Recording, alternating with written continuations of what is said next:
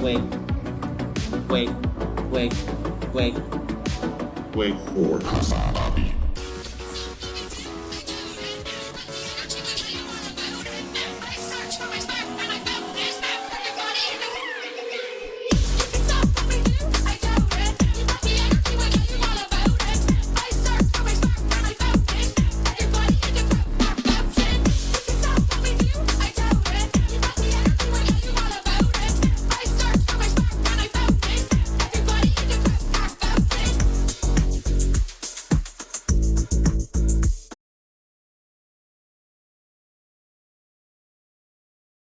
This is what it's about, okay? I did not stop advocating for the cause, and now I don't feel lonely. I don't feel as lonely anymore, and that's because of you guys. I hope that you can continue advocating for the right things.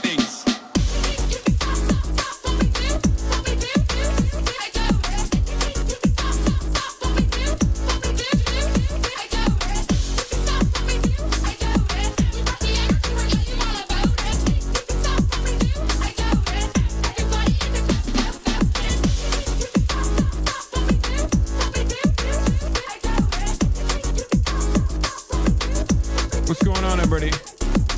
I hope everyone's having a fantastic evening, fantastic afternoon, fantastic pre-noon, no matter where you are in the world. I'm Hasan Piker, and this is the HasanAbi broadcast coming to you live from sunny Croatia.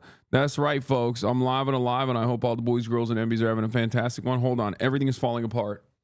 As soon as I got the broadcast started, literally right on cue, as soon as I got it started, my mic stand that was perfectly stable up until this fucking very moment decided to break. But it's not even just that. It decided to break like it did yesterday, right? But it was fine up until this moment, okay? But it's not just that. It's not just the mic stand. My camera also decided to fucking start like pulling and pointing downward for some weird reason. Incredible stuff. Okay. All right. Strong start to the broadcast, folks. And it's effing. It's already effing. Is it effing? That's great. I'm back. I'm back in this fucking hotel. If you couldn't tell. And I have to fix this camera angle. God damn it. Anyway, it might F. It F'd in this hotel before. No F's last night, though. That was cool. We were able to keep going. Because last night we were not in Dubrovnik. We were on some random fucking island. And the random fucking island internet was better than this goddamn hotel. Hold on. What is happening here?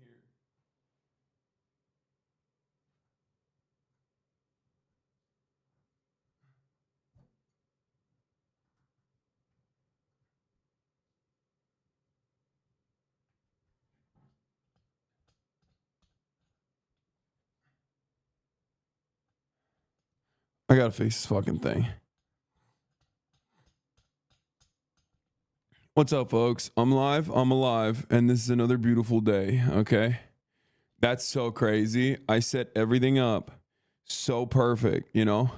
Got on a fucking boat, got on the boat with the family, got back to fucking Dubrovnik, you know, back to the same fucking hotel room. I already know what the setup looks like here.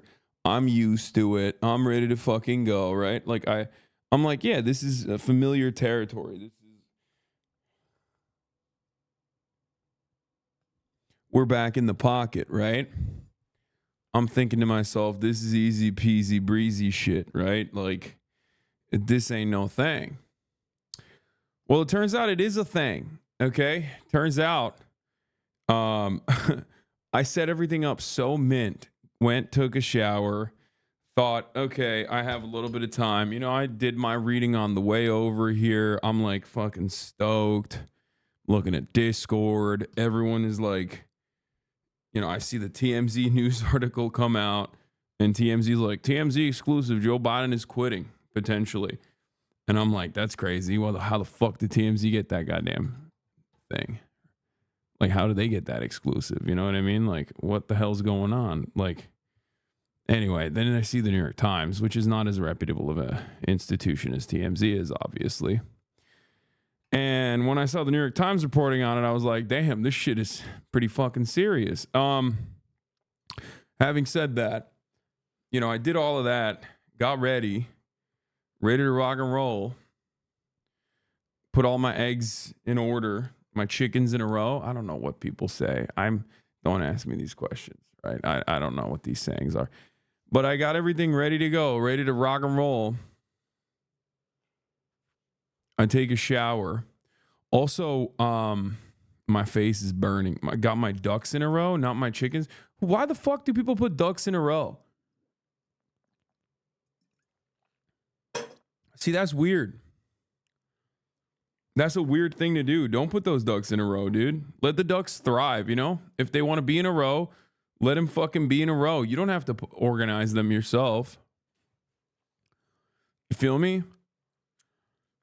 Anyway, what was I saying? Yeah, I got all the stuff ready. I got all the stuff dialed in. I'm thinking like this is gonna be a banger stream, you know, ready to go, ready to lock and load. It's one of those streams where like I start a little bit earlier. Like I didn't even start at exactly 10 a.m. LA time. I started earlier than that. And then all this shit broke down immediately as soon as I like turned on the camera, which is pretty crazy. Anyway, folks, parasocial time. This is July 3rd. We're one day out from 4th of July. Happy birthday, America. This is the birthday eve of the United States of America. Okay? My favorite country on the goddamn planet. This is for all the parasocialists out there.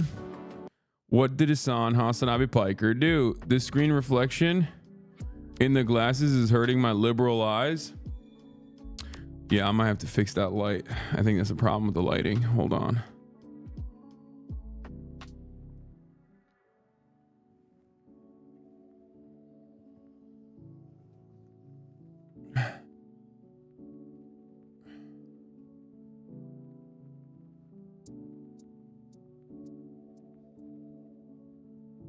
Is that better? I put it up like way higher. I can't tell, and it's not better because I keep looking up. These glasses might not be it, but I can't see without them shit. So, yeah, I got weak eyes, man. No, it's your screens, bro. My screen reflection is like minimal. It's this. It's the light that bounces off of it. I think my screen reflection you can kind of see too. Let's see, maybe we can fix it this way.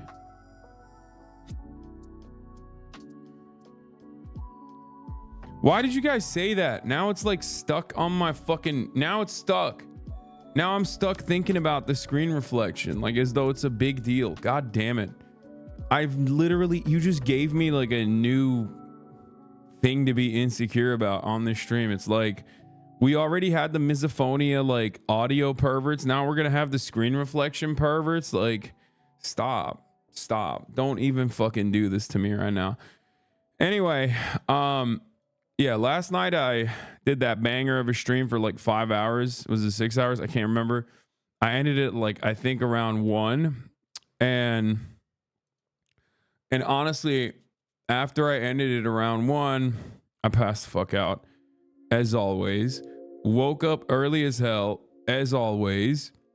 You already know what it is. You already know how that works. Anyway, packed my shit up. Got on a goddamn boat, and we went to a bunch of different islands, and we went island hopping, and we went like in the water and stuff, which was pretty cool. And I of course tanned a little bit, which, you know, pretty great overall, pretty fun stuff. Jorking it? No, I haven't dude, I have not had time to jork it. I've been wanting to jork my shit off, but I can't. No jorking the peanuts, because like I just don't have time. I'm like, when the fuck would I do it? You know what I mean? No jorking it. Anyway, so get on the boat. Got on the boat, went to some islands, you know, tanned a little bit. Finally had some steak. My dad went and got some steak from one of the markets. I had some steak and eggs, and I was like, it literally felt like, I'm gonna be honest, it felt like, you know, felt like I was a human again, you know? For the past couple of days, and I actually made a TikTok about this, so go watch that if you would like. We should watch that, as a matter of fact. You know who the most feared warriors in ancient Greece? What is this? No, dude, what the hell is this? The Spartans are the most feared warriors. Shut the fuck up, Tristan Tate. Anyway, yeah, I made a TikTok about this. I made a TikTok about my protein intake and how, you know, how shitty it's been. No steak ever again. No Jorgen and peanuts ever again. No steak ever again. It's fine. It's easy. Anyway, so like for me,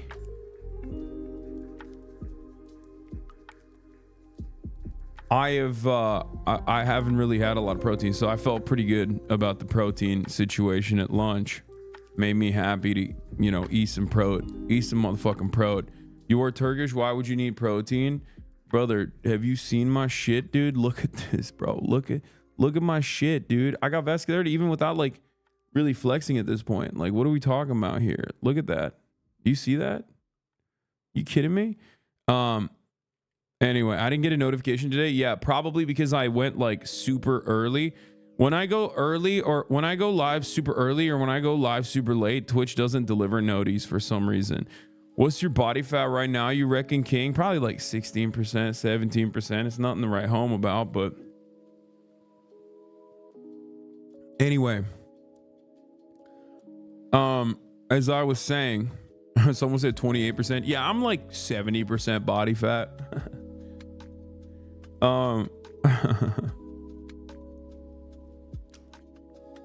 No tap water incident today. No, that's the funny thing. So after I was done with the stream, I was texting the family group chat and I was like, listen guys, like one of you has to get me a water. Like I'm gonna fucking die. I'm gonna die of thirst.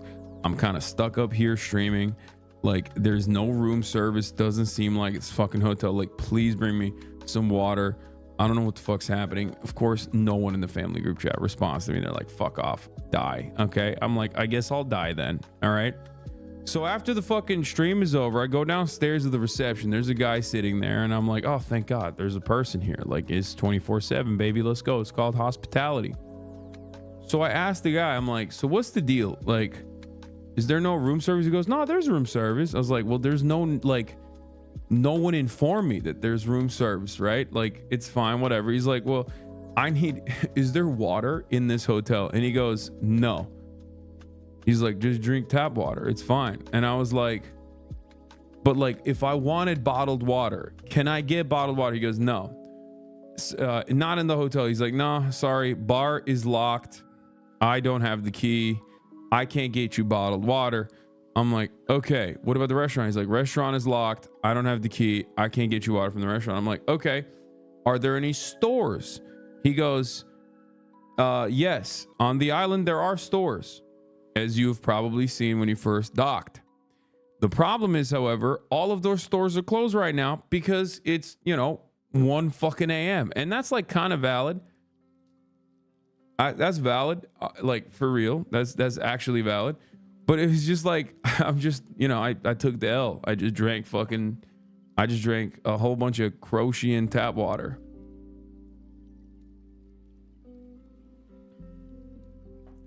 Someone said water at 1 a.m. lol. Bro, tap water is fine. You aren't in America. Honestly, probably. Like, I would much rather drink some fucking Croatian island tap water than Los Angeles tap water. So, you know, it'll be all right.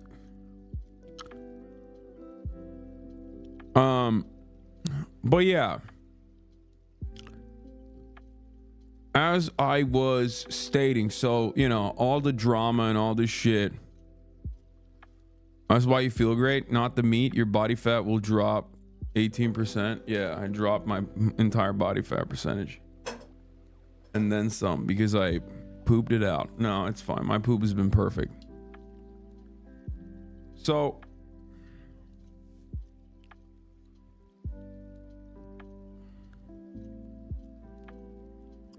where was I? Where was I? Yeah. Island hopping, posted a TikTok, all that good stuff. Came back.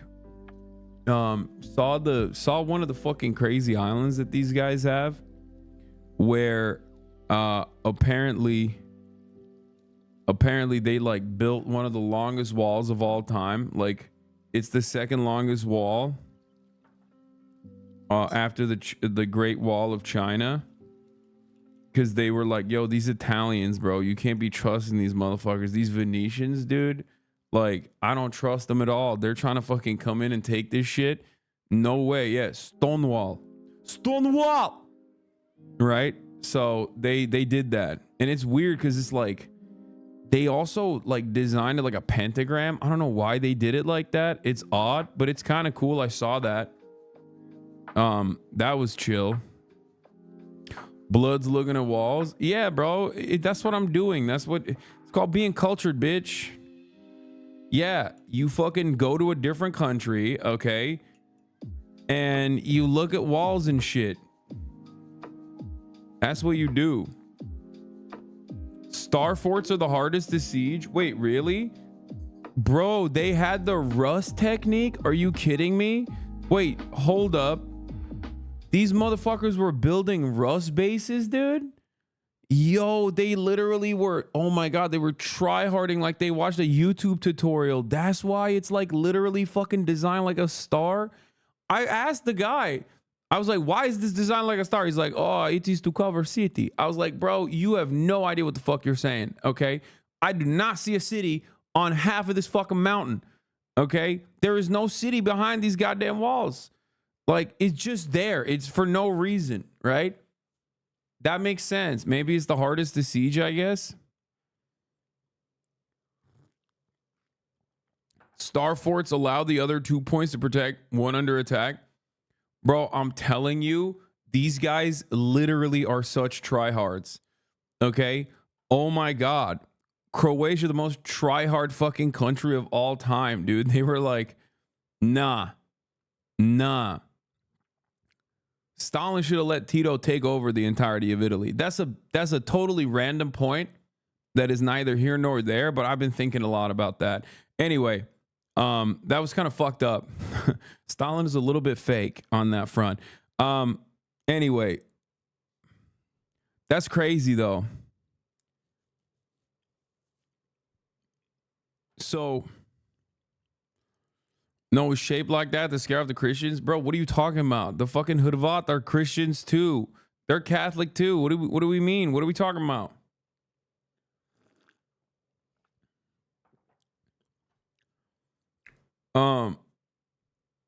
By the way, yeah, Tito also Hrvat. Do you want to become the new Tito of the Balkans? No. Okay. Do I want to become the new Tito of the Balkans? No, dude. Honestly. But if I was, dude, I'm telling you right now, Albania, unified. Oh shit, I'm talking too much about the Balkans right now.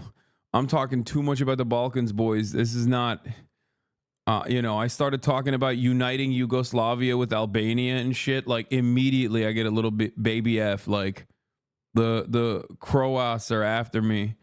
They fucking saw me. They saw me speak too much truth. And they said, fuck balkanizing. I said, fuck balkanizing. We're turning the clock back. Okay. Enver Hoxha, HasanAbi, collab stream.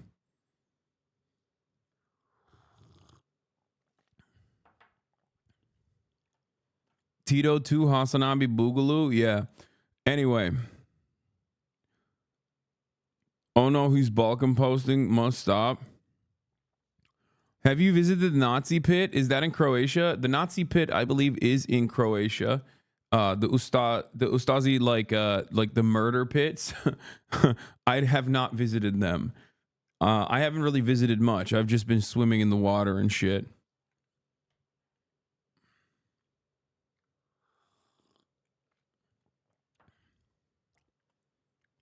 Is near Bosnia. Yeah. Balkan was a colony of the Ottomans. Yes, I know. That's why I'm the one to do it. It was not Tito. It was me. The Balkan man, okay? The Balkan man needs a strong Turk leading like holding on to the reins, okay? It's just like, that is what's natural. That's the natural order of things. They need a strong Turkish man to come in and be like, give me your tallest. I will make them basketball players, even if they want to play handball, okay? They are now being forced into the basketball mines.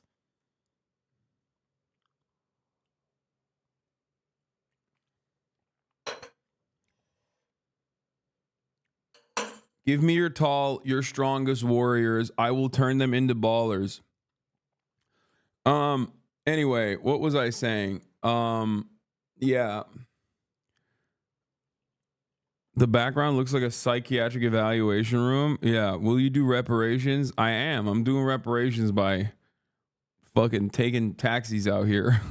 So goddamn expensive because they know my ass is not from here.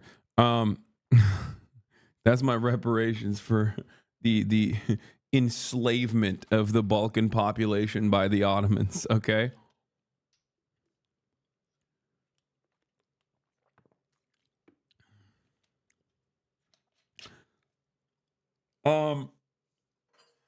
Where was I? Bro drinks like an iPad baby. Dude, I'm old enough to have an iPad baby. The fuck do you mean? Don't come in here with some TikTok like jinxie clip ass reaction baiting ass bullshit, okay? This ain't the jinxie stream. We're not playing Rainbow Six here. I'm 33 years old, motherfucker. Talking about iPad kids. I could have had like 12 iPad kids by now, okay? You're gonna Mr. Beast your family on that island? Yeah, dude, I'm gonna Mr. Beast them. I don't even know what that means. So what else happened today? I can't really think of anything else. I'm ready for a day. Hopefully nothing crazy happens. Like hopefully Biden doesn't just like drop out personally out of nowhere, you know what I'm saying? Or at least like waits for me to come back home before doing some fuck shit like that. But yeah, he's doing an all hands meeting right now. I know he's doing an all hands meeting. Hold on. Yeah, I'm on vacation. But I mean, people are always like, Hasan, why are you streaming on vacation? It's like, dude, it's literally like it's 7:30 here. There's nothing for me to do anyway. This is like the time zone difference is so perfect. Anyway. Oh my God, people are reporting in real time with the Jeff Zines, all hands on deck staff call. All right, let's just do it. Okay. Brandon tells ally he might drop all hands staff meeting by Zientz begins now. What will happen? Drop watch. Get in now.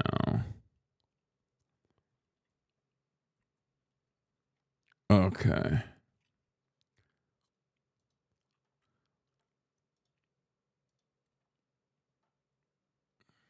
I'm gonna use that fucking GIF. Hi. Did you see Your Rage lost his eye last night? What are you fucking saying? What? Your Rage lost his eye last night?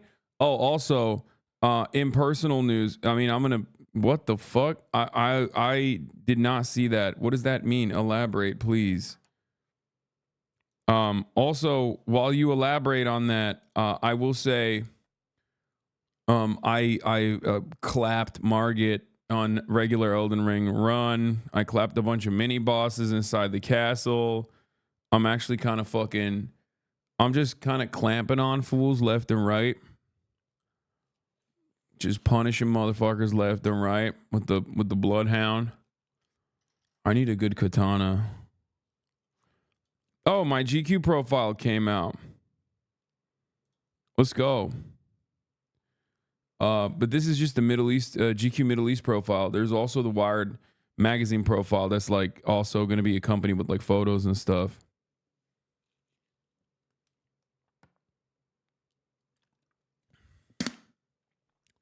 Bro is owning ops. I am. My goal is to, bro, if I stay here for a little bit longer, I'm literally going to catch up. I'm going to catch up to my fucking PlayStation 5 character. Just kidding. I'm only like level 30 or some shit, but yeah. Biden spoke with Senator Schumer this AM. He's also spoken with Hakeem Jeffries and Chris Coons, which is crazy. Your rage clip, no blood, but he hurt himself. Bro, what the fuck is this, bro? You sent me a fucking kick clip. Listen, brother, I'm going to be honest with you, okay? I want to know what happened. I want to know what happened to your rage, okay? But I don't want to know what happened to anyone that bad, okay? There's never been a moment in my life where I was like, yeah, dude, let me look at that kick stream. Send me a TikTok clip like a normal person, please. He was chopping wood and the wood hit his eye.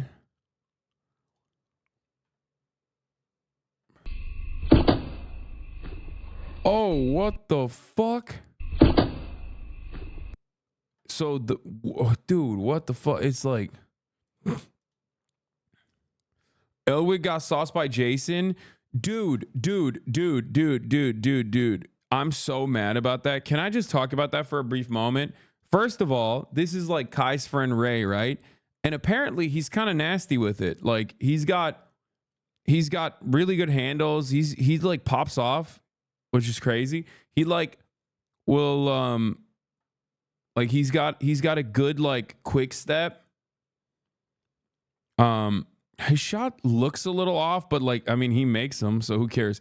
Anyway, regardless, I've been seeing these guys. He's playing AAU right now.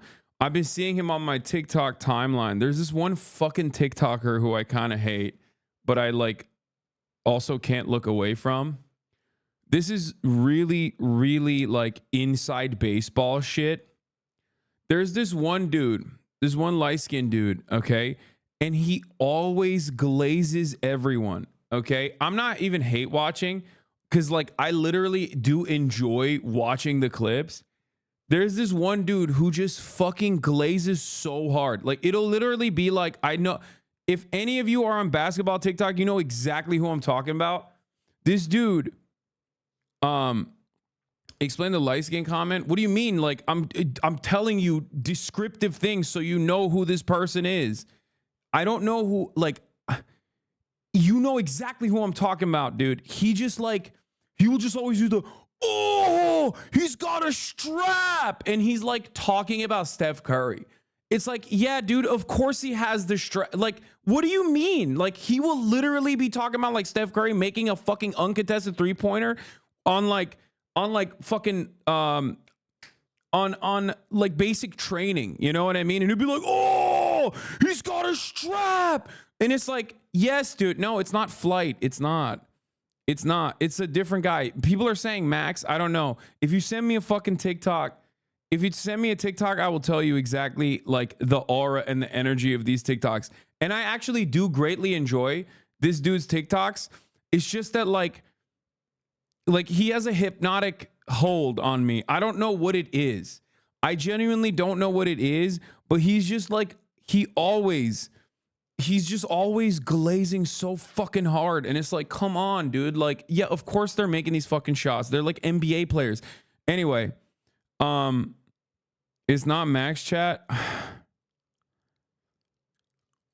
Anyway, whatever. I don't know what is. He just like he's always on the top, and then the bottom is like, some like people playing one-on-one. Yeah, he does have the grip on me. I don't know what it is. Chat just keeps mentioning white dudes. Yeah, it's not a white dude. He's like just I don't know. He's just always on my fucking TikTok timeline. Anyway, what the fuck? Why was I talking about this? I'm so ADHD right now. I am so out of control.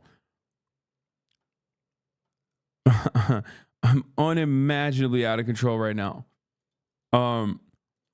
Anyway, let's get back to fucking what I was gonna say. Let's get back to business.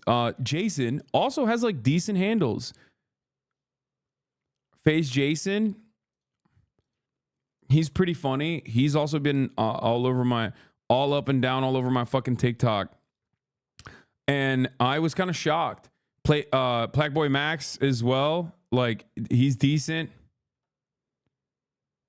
And I want to ball with those guys. I want to fucking destroy them. I mean, they're obviously also half my size, so that's like not even a fucking contest. But anyway, I'm kind of mad. I'm mad that fucking Ludwig, I've been like trying to get Ludwig to pull up and like stream a one-on-one, like a basketball stream. This motherfucker never shows up. But when it's some like TikTok Zoomer at the fucking FaZe house, he's like, oh, I'm there.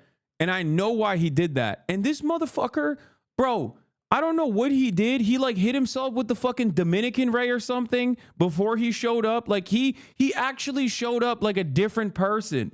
Like I saw clips of this and I was like, this motherfucker does not operate like that normally. He's just like sitting there making like tough faces. It's like, yeah, $5 million in my bank account. I don't even know about that. Like he just like, yeah, he got hit with a Dominican ray, dude. I'm telling you, he was like code switching and shit. He was like, on God, bro, for real. Like, on God, for real. Like, I got Riz, I got Aura. And I was like, who is this man? I know you. You are a theater kid.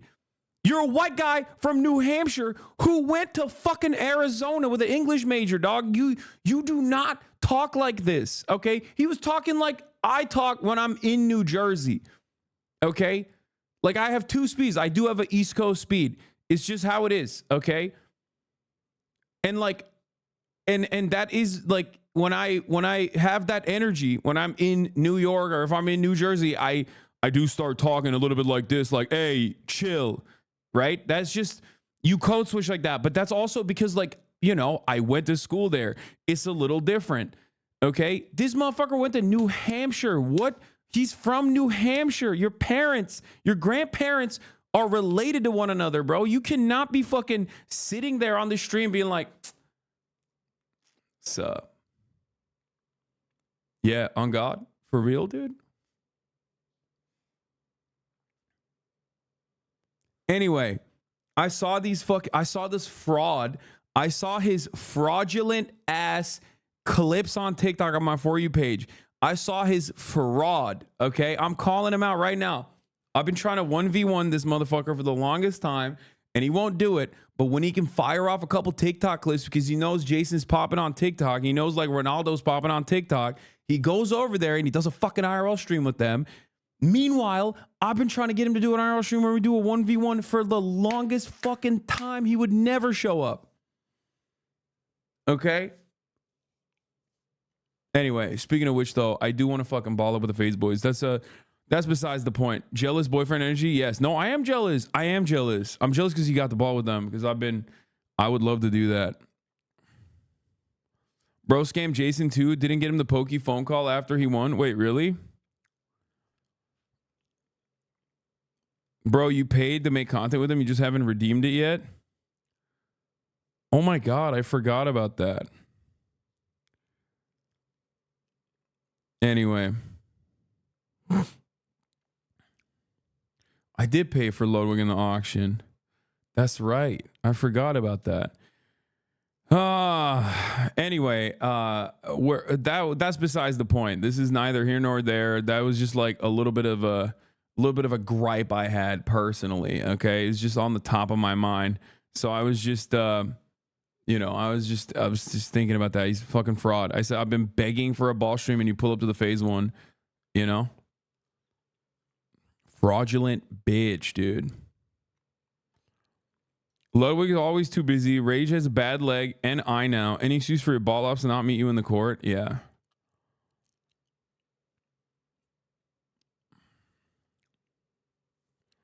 Get so mogged, auralist, socialist. Well, whatever, dude.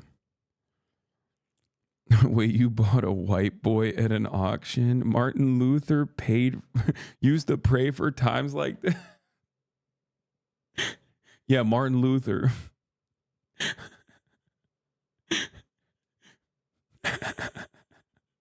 Like not even Martin Luther King Jr., just Martin Luther.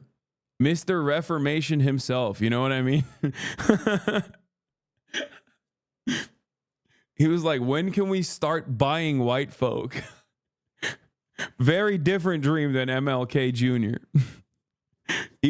When he was pinning that shit on the church wall, that's what one of the things was on the church wall. It was like, when can we buy white folk?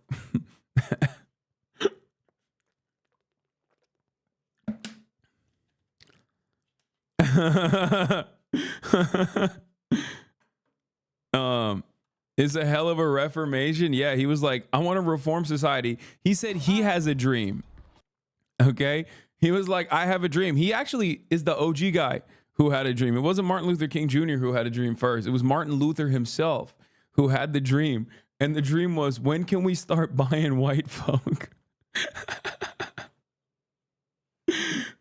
Yeah, the hidden 100 thesis. Historians don't want you to know there's one secret thesis. What are we doing here? Okay, I'm not gonna watch a 30-minute video, but okay, you know what? I kind of want to, though. I kind of want to. Let's see. He's gonna get cooked, I suspect, because Jason is actually good. Back it up. What are you doing? Hey! Calling it? You want to call it? You can call it. Nah. He stayed there, though. He said it was a good move, though. Ray's actually good. Yeah. So is Jason, actually. They're both, like, much better than I thought.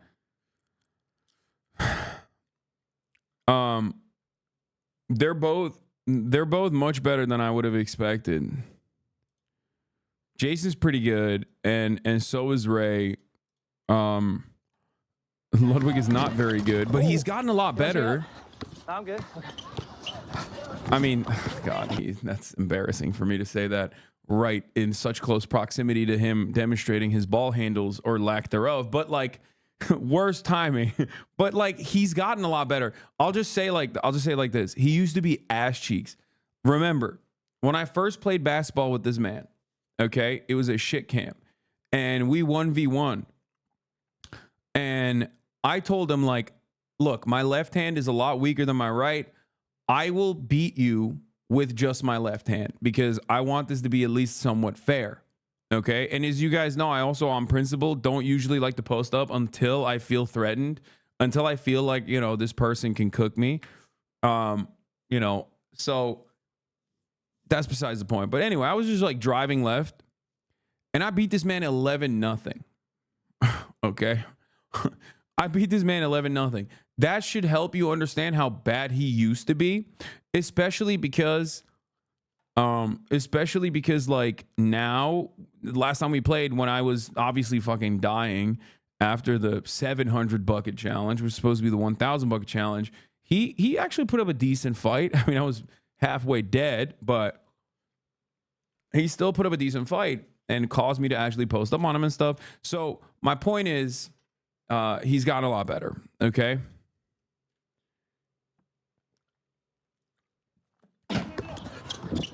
Ray would give you the work. You're not stopping him. Not gonna lie, as an unbiased third party here. Yeah, well, it's hard. I think a one-on-one between me and someone like Ray or someone like Jason. Well, maybe not Jason, because I don't know how good Jason is like as a shooter. But Ray has a pretty good shot. He has a good three-pointer. Hold on. It's mini effing. It's mini effing. Hold on a moment. It's mini effing. Uh-oh. Uh-oh. Is it going to pick back up? Is it going to pick back up? It's going to pick back up, I think. Hold on. Tiny F. Uh-oh. In and out. In and out. In and out. We're on dial up. We're on dial up. Okay, we're good. So what I was saying is, like, it's a matter of who gets the ball. Like, if he misses, and if I feel threatened, if I feel like he's like pretty good, I'm gonna post up on him, and then it's over. But if he's like lights out shooting, it's gonna be really hard for me to guard him, because the reality is I am significantly slower than he is. He's very explosive as far as I've seen. I mean, he's like super light, but he's also very explosive. But I do still think that I could just like get one. Like, I'm so much taller that I could probably block one of his, if I could like bait him into driving and then block one of his layups, then I'd take the ball and then it would be over. Anyway, I still think like one-on-one doesn't mean anything ultimately, but I still think I could cook him. If it's make it, take it, he's winning 11-0. Wait, putting my mortgage on Ray? Oh my God, you guys are fucking delusional. I'm 235 pounds. I'm literally 230 pounds. What are we talking about? I'm 6'4", dude.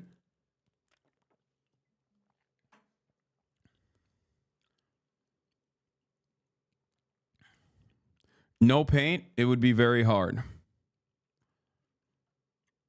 Your Omega slow us on? Yeah, it doesn't matter. What are you talking about? Anyway.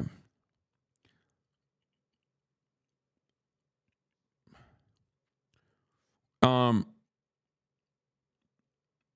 6'4" and has post moves. I mean, it's just like you don't really need to even have post moves. Nice Bradley Martin impression. Yeah, the difference is I'm not talking about playing a professional NBA basketball player. I'm talking about someone who's not even like semi-pro. Okay? Who is like complete, like we are like he might be more skilled than me. I would never say that I'm more skilled than most players. I'm not. But that still doesn't change the reality that like we are at a competitive level. Okay, there is no like gap in the sense that like Bradley Martin will talk to like a professional trained fighter who is a killer. Okay, like and being like, I'm 260, brother. Like, what are you talking about? White House is live. All right, we'll go to White House. Watch Ray stream a flight yesterday. He cooked his ass. Yeah, no, I know he's good. I've seen him. I've seen him play. I'm saying he's pretty good. I was actually kind of shocked at how good he is. Low key. Do we have the White House New York Times Siena poll? Yeah, we're gonna look at all that, but let's go live to the fucking White House real quick, because Biden said that he might actually drop out of the race. Then Biden said he's not going to drop out of the race, most likely. What is this? The call just wrapped. There's a press briefing that will follow the call. Will use to purchase interceptors for. Okay, I don't give a fuck about the Defense Department's interceptors right now. Are you on crack, Karine Jean-Pierre? Get the fuck out of here. All right. So as of this morning, or I guess it's like night here, but as of this morning in the United States of America, okay, Biden had an all hands on deck meeting with Jeff Zients, like all staff, all hands, okay? Biden also started talking to top Democratic Party officials, finally, after like a tumultuous week of post-debate conversations urging him to drop out, including the New York Times and even some active Democratic Party members, even, seated representatives and the like. And obviously, when the New York Times reporting came in earlier today, a couple hours ago, about key allies, Brandon tells key allies he might drop out, I thought, oh, it's going to fucking happen, right? Any day now, any moment now. However, it turns out that the malignant narcissist who personally believes that he is like always down and out, but a tough fighter nonetheless, is not dropping out. He has said as of now, since that call, President Biden on campaign call that just wrapped per person on the call. Let me say this as clearly as I possibly can, simply and straightforward as I can. I am running. No one's pushing me out. I'm not leaving. I'm in this race to the end, and we're going to win. Bro thinks this is like dude, this is like old school. This is some straight like, God, I don't want to say Stalin. People are going to get mad at me, but this kind of is giving Stalin. Bro thinks he's a fucking authoritarian strongman in like a Latin American country or something. Like, what do you mean you're holding on? What are you holding on to, bro? You are not him. So, yeah, just a couple of things. You're holding on for dear life to your life. The president has certainly spoken to this many times about the debate, and so he had an opportunity to do that in front of supporters, and as you just stated, he did that. He owned that the debate was not his best night, and he said himself, it's not an excuse, but it's an explanation. I was standing here yesterday, and many people were asking why and what's the explanation, and that's what you heard from him. Look, the two, I think, in addition to the two major trips, he was also continued to do his presidential duties. He worked late in doing that, and he also prepared for the debate. And on top of that, you got to stop with that. You have no business with this. You have to stop. You have to stop talking like he's a baby, bro. You can't. You heard from him. Oh, the widow baby. The widow baby stayed up late last night. Like every fucking press briefing, Karine Jean-Pierre is like, he's staying up late every night, okay? And some nights, he's not even having vanilla ice cream. Sometimes it's chocolate ice cream. And you know that's really bad for his tummy. And he has that instead because there's no vanilla ice cream to be had in the White House kitchen. It's like, I don't care, dude. I don't care. Drop out. You're about to die. Yeah, and also you wish you could have done better. And so he took ownership. I think that's important. And he's going to continue to make a strong case for his agenda. And that's what you're going to see. I'm not going to lie. This is way worse than the Biden has sex with Jill Biden super hard leaks. Like, I really do wish like Karine Jean-Pierre would go up there and be like, honestly, the president is working really hard, tirelessly, and also plowing the shit out of his wife, Dr. Jill Biden. Like, just switch it up. You know what I mean? Just like fucking pull a fast one and be like, are you people paying attention now? Okay, that's right. He has got pipe game. Okay, he's got pipe game. The walls are sweating. Back walls breaking. That's my president right there. Schedule where, you know, the president traveled 6 time zones forward to G7 in Italy. Oh my God. Oh my God. Oh my God. I'm gonna fucking die. Oh my God. The president, bro, nobody. The president is not flying on Ryanair. Okay, he's flying on Air Force One with a medical staff, with a private chef. Like, why are we talking like this motherfucker was flying to France on economy with like 8 different connections, bro? What are we doing? And that shit was like 2 weeks ago. The fuck do you mean, man? Oh, he was just an EP boy, bro. Yeah, dude, he was on Spirit. And then he fucking swapped over on a puddle jumper. He went to England first and then went to Germany on a weird connection and then got a Ryanair flight out to fucking France afterwards. It's like, shut the fuck up, dude. It's Air Force One. That shit is like, Brandon is so goddamn demented. He probably thinks he's in the fucking White House when he's sitting in Air Force One. What are you talking about? Like, what is this? Like, this shit makes me mad, dude. This makes me so mad. They're trying so hard to just make it seem like there's a good reason for him to behave like this. And then the reason is, oh, he's a little eepy boy. With his family. I think what's important is that he has done this outreach. He's having these conversations. It is important to him to do so. And the folks that I laid out that he spoke to or some of them have been his colleagues. Some of them have been elected officials that he's known for some time. Obviously, Leader Jeffries is a new relationship that he has, someone that he obviously respects, and so. You know, it is. I think it's important to note that there were strong only conversations. now. She's like, yeah. He finally reached out to the fucking like the Democratic Party House leadership. Finally, only a week and a half later, dude. That's crazy. You left his ass hanging for a week and a half. As people were like, is he dropping out? Is he dropping out? Is he dropping out? Is he dropping out? And you just did not even give him a phone call. He didn't give Nancy Pelosi a phone call. Hakeem Jeffries is a more significant person at this point for the Democratic Party than Nancy Pelosi, of course. But like, it is wild. No allies for Brandon. Just Hunter Biden. Think about that for a brief moment while these guys are asking these questions.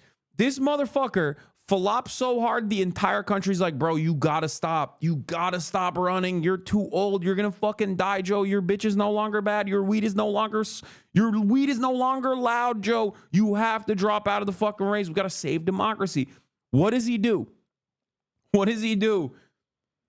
He calls up Hunter Biden, bro. He doesn't call up the leaders of the Democratic Party and like, you know, bring up the ranks and you know, tell them like, here's our messaging going forward. Sure, I was an EP boy, whatever, fuck it, YOLO. You know, I'm gonna go out and tell everybody how hard I fucked my wife or whatever. You know what I mean? Like, none of that shit. No communication seminar, nothing. Who does he call up?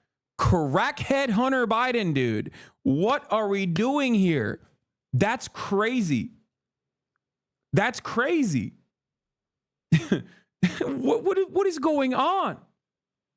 It's just like they're in meltdown mode over there. It's like it's pack watch. And so he wants to continue to deliver, expanding healthcare. All of these things he believes is important. Majority of Americans believe it's important. And his record, he wants to make sure that people do not forget about the record that he's been able to lay on behalf of the American people. Is there anything, Kareem, that would change his mind? Look, I cannot lay out something that would change the president's mind. What can we do? Why won't he drop out? Please, dude. He's going to He's like, nope. Continue to build on the unprecedented record that he's been able to lay out. She just keeps repeating it over and over again, but just like more quietly next time. What does the president do outside the hours of 10 a.m. and 4 p.m.? Well, you heard him speak to supporters yesterday outside of 4 p.m. You saw the president land in North Carolina in the middle of the night at 2 o'clock. What was he doing? He was greeting supporters, hundreds of supporters that showed up to cheer him on after the debate. Bro, this shit. Wait, this is a repeat of yesterday, bro. Is this in New York in front of? This is literally a repeat of yesterday. She said the exact same shit yesterday. She was like, the president, he's such a big boy. He even met with a couple of friends.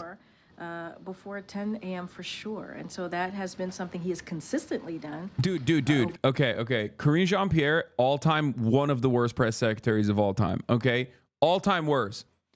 Like, the convincing way to reply to this is not to be like, yeah, he's an EP boy, but look at how well he did yesterday. Okay? No, the way to respond to this would be like, that is ridiculous.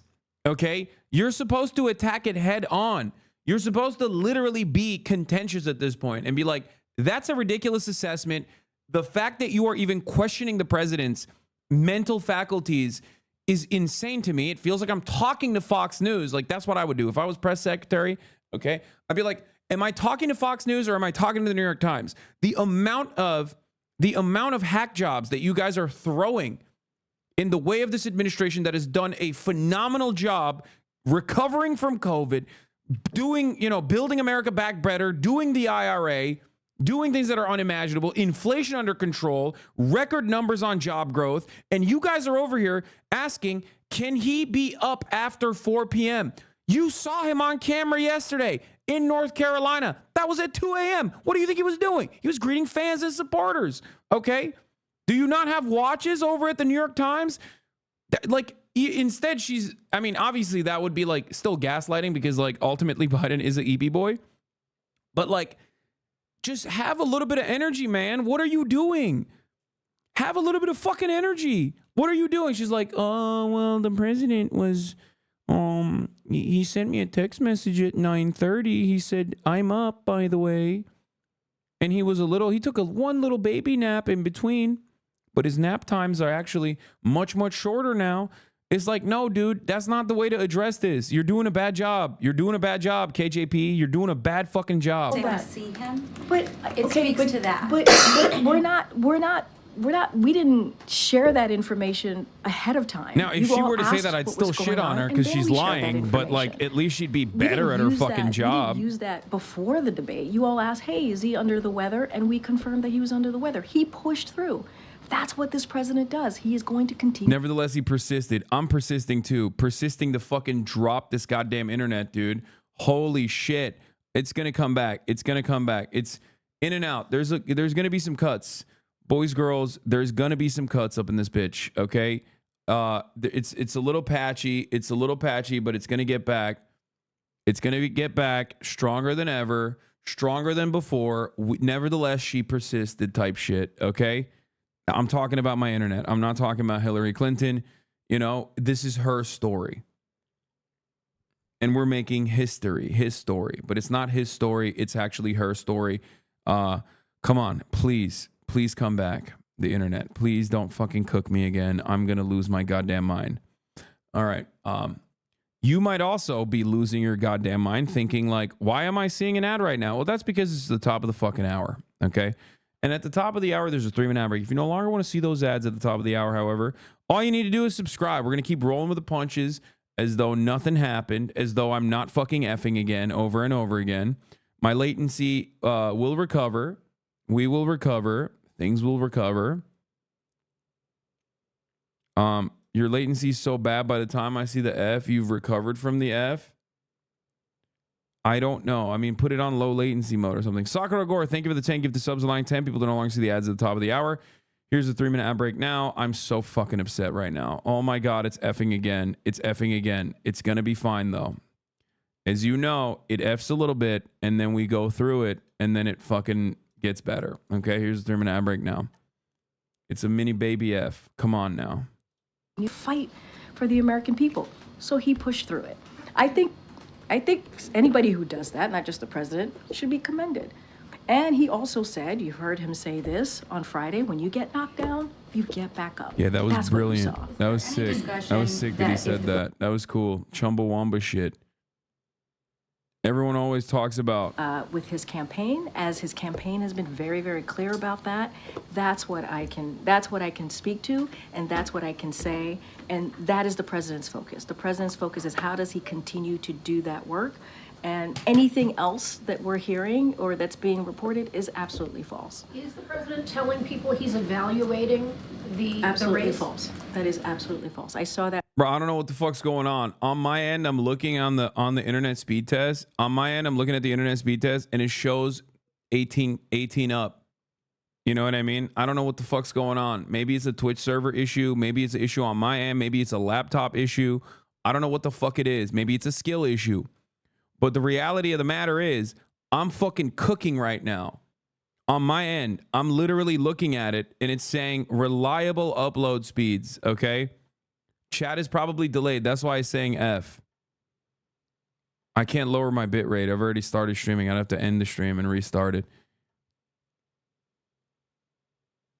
I don't know if like it's the OBS being overloaded. It's probably the internet still, but let's continue. And that's what I would focus on. The president continuing to be very steady and continuing to work on for the American people.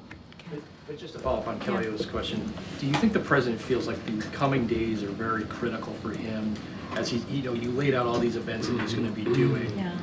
Are these events very important for him to show to the American people that he still has the ability to be the nominee? I would say that this moment is critical, regardless of the debate or not. We are living in an important moment right now. Everything is at stake. And I got to be mindful because this is all connected to what's happening in November.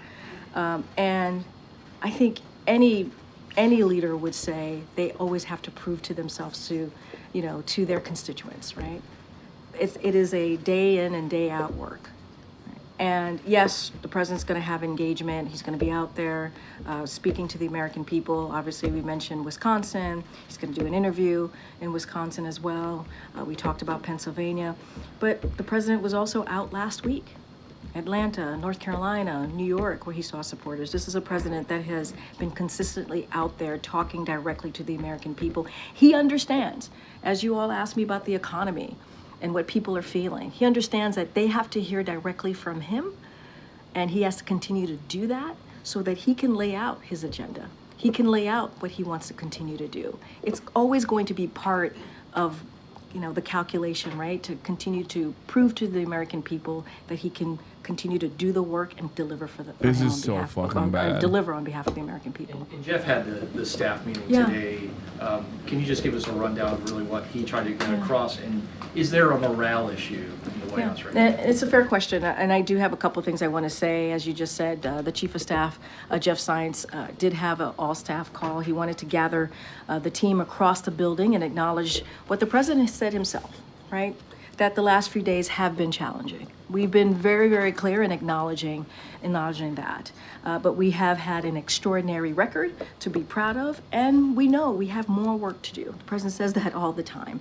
He conveyed the importance of executing on our mission. He talked about the importance of coming together as a team and also having each other's backs.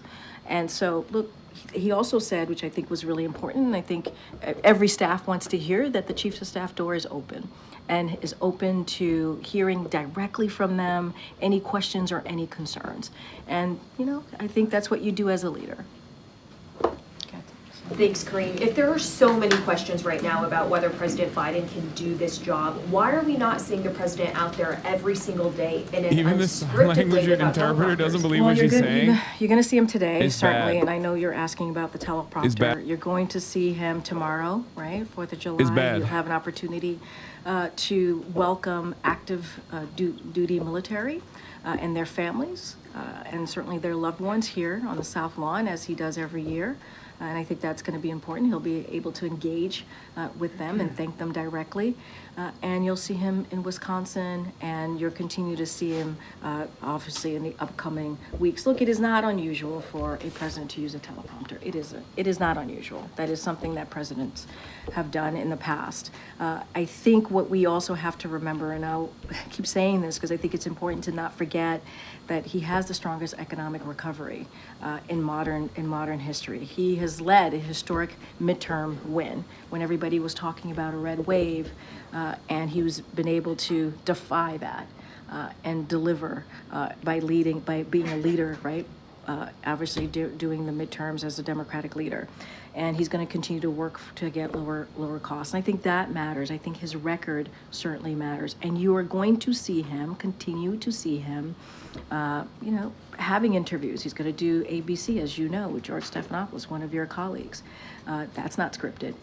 And he has done more than 40 interviews that have not been scripted. Interviews do not have a script this year alone. So you'll see him out there engaging with the American people, and I think that's important. But again, we're now almost a week after the debate. Why doesn't the president just come here right now and answer for himself at this briefing room all of the questions that we have? You asked me a couple things. You asked when is he going to be unscripted? He has been. When he went to visit a diner in a couple of days ago at the Waffle House, when he met with some of the supporters in Atlanta, North Carolina, where hundreds of supporters showed up. He certainly had an opportunity to engage. On Friday, that's basically hell no, it's not going to happen. Questions from one of your colleagues. I think that's going to be important. She's basically saying, like, yeah, we're not doing an unscripted fucking press conference, okay? Looking forward to doing that. He'll have a press conference next week at NATO press conference, a big boy press conference, as Justin from Bloomberg stated yesterday. And so we'll do that, and he's looking forward to it. And Korean President Biden has always promised to tell the American people the truth. So can you be straight with us and the American people? Is the president clear-eyed about what it takes to stay in the race, and what it would take for him to drop out? The president is clear-eyed, and he is staying in the race. I don't have anything else beyond that. He's staying in the race. That is what the president It's for a has Dell promised to laptop. do. I don't That have is what he wants to continue to work on the successes that he's killer had. His record is networking. unprecedented record, and that is what the president is focused on, continuing to deliver for the American people. And he looks forward to doing that. Go ahead. The NATO summit is coming up next week. Yes, ma'am. Is the president frustrated that this debate over the presidential election could cast a shadow over your goals for the NATO summit? Has he made any effort to reach out to the NATO leaders that will be coming to sort of assure them that this isn't going to derail that agenda? So look, as you stated, next week, the president's going to host the NATO summit here in Washington, D.C. It is also the 75th year anniversary of NATO. And let's not forget, NATO has become stronger and has gained 2 more countries because of this president's leadership, and all very much important in doing so is very much important in stopping and helping to stop Putin's aggression as Ukraine continues to fight, certainly for their freedom and democracy. Look, foreign leaders have seen the president close up. They have. And you know, and close up and personally for the past 3 years. And I think that's important to know. They know who they are dealing with and how effective he has been. I just talked about how NATO has expanded because of his leadership, how NATO is stronger because of his leadership. And I think that's important to note as well. And Wait, so what is Joe Biden's platform? Look, NATO. You're going to see. Joe Biden's platform is NATO.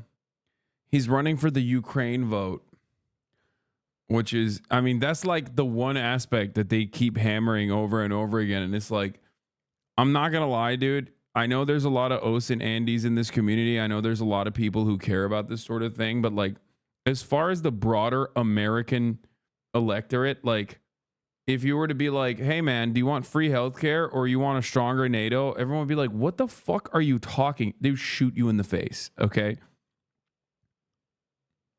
They'd be like, what are you saying to me right now? Hey, do you want to fix the potholes or do you want a stronger NATO? Do you want, I don't know, insert anything, like any kitchen table issue or a stronger fucking NATO? Most people will be like, what is NATO? I don't care. Shut up. Okay. Do you want a better American infrastructure plan or do you want a stronger NATO?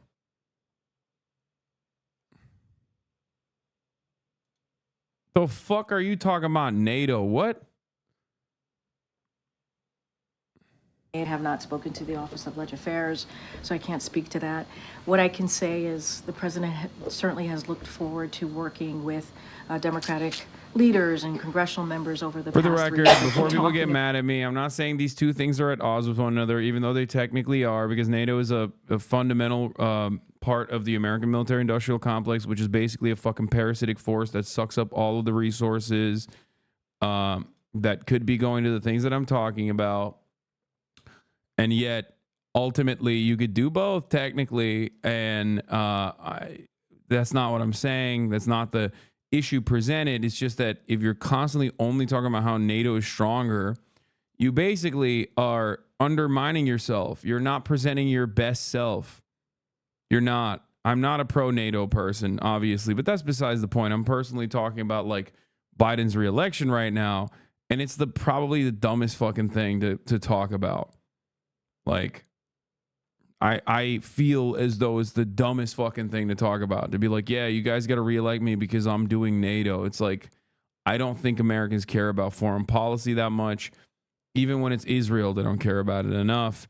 And it's just like, you know, it's just a ridiculous way to try and win a reelection. Has the White House, have you sort of missed the boat in terms of responding quickly enough? I mean, I spoke to someone today who said it was too little too late. Quickly enough on what specifically? In explaining and discussing what happened at the debate and reassuring donors and other people that, you know, he intends to keep running. Look, as it relates to donors or anything political like that, obviously that's something that the campaign should respond to. But I would remind you that the day after in North Carolina, the president spoke to his debate performance. He did. He talked about it. He gave, you know, his thoughts. He also stated that, look, I'm not as young I'm not a young man. He said that. I'm not as a smooth talker as I used to be. I don't walk easily as I used to be, and I don't debate as well as I used to. He said this, and so he owned up to it on Friday, the day after the debate, that afternoon. And so we didn't wait. Now, as far as engagement, look, that is something certainly the campaign can speak to more. But the president, in front of hundreds of supporters in North Carolina, talked about his debate performance. So, go ahead, MJ. Maybe Biden will drop out because or potentially have a medical emergency because he's too sad. Had any medical exams? Because everybody keeps telling him to drop out. Physical in February. And we were able to talk to his doctor about that, and that is a no. He hasn't had any kind of medical exam. No. So the White House has said no to releasing the full results of that annual. Said no to making Dr. O'Connor available for questions from us. No to releasing any other information that would shed some more light on the president's health. I guess I'm just wondering if now is not the time for full transparency. When is? So I would say, MJ, to your question, that what we have released over the past 3 years, every year since he's been in office, has been transparent, and it has been comprehensive. It has been one of the most transparent. We have been one of the most transparent administration when it comes to medical records. That is what we've been able to do. And I would add that it is not the norm to bring the doctor to the podium. That is not the norm. And we have owned up. This president directly has owned up to what happened at the debate last Thursday. He's talked about it multiple times, and directly to supporters, directly to the American people. And what we want to do is continue to certainly deliver on the record accomplishments that we've been able to do. I understand that you feel like the White House has been thorough in the medical records that you all have released, but obviously you're getting these questions in large part because of what we saw for 90 minutes on Thursday night and people's responses to what they saw, right? A lot of people expressing shock. So why not release more information? What would be the downside? Look, what I can tell you is that we have been transparent. We'll continue to be transparent. And I mean, this is just her getting cooked over and over again with the same exact positions being repeated over and over again. It's not looking too good. So let's get to the news. O'Donnell, we would invite the president to come here and tell us if he's awake. I'm sharing with you his. He's absolutely running. Yeah. Well, he's saying that, and I'm sharing with you his view. And we would invite the president to come here and tell us directly. Noted, Kelly. But he's awake. That's inappropriate. As you heard from your colleague, the president of the WHCA, that's inappropriate. Thank you, Kelly. He's absolutely. That's a good one. We'll give him that. Elena Schneider says, as we talked about earlier, President Biden on campaign call to just wrap, her person on the call. Let me say this as clearly as I possibly can, simply and straightforwardly as I can. I am running. No one's pushing me out. I'm not leaving. I'm in this race to end.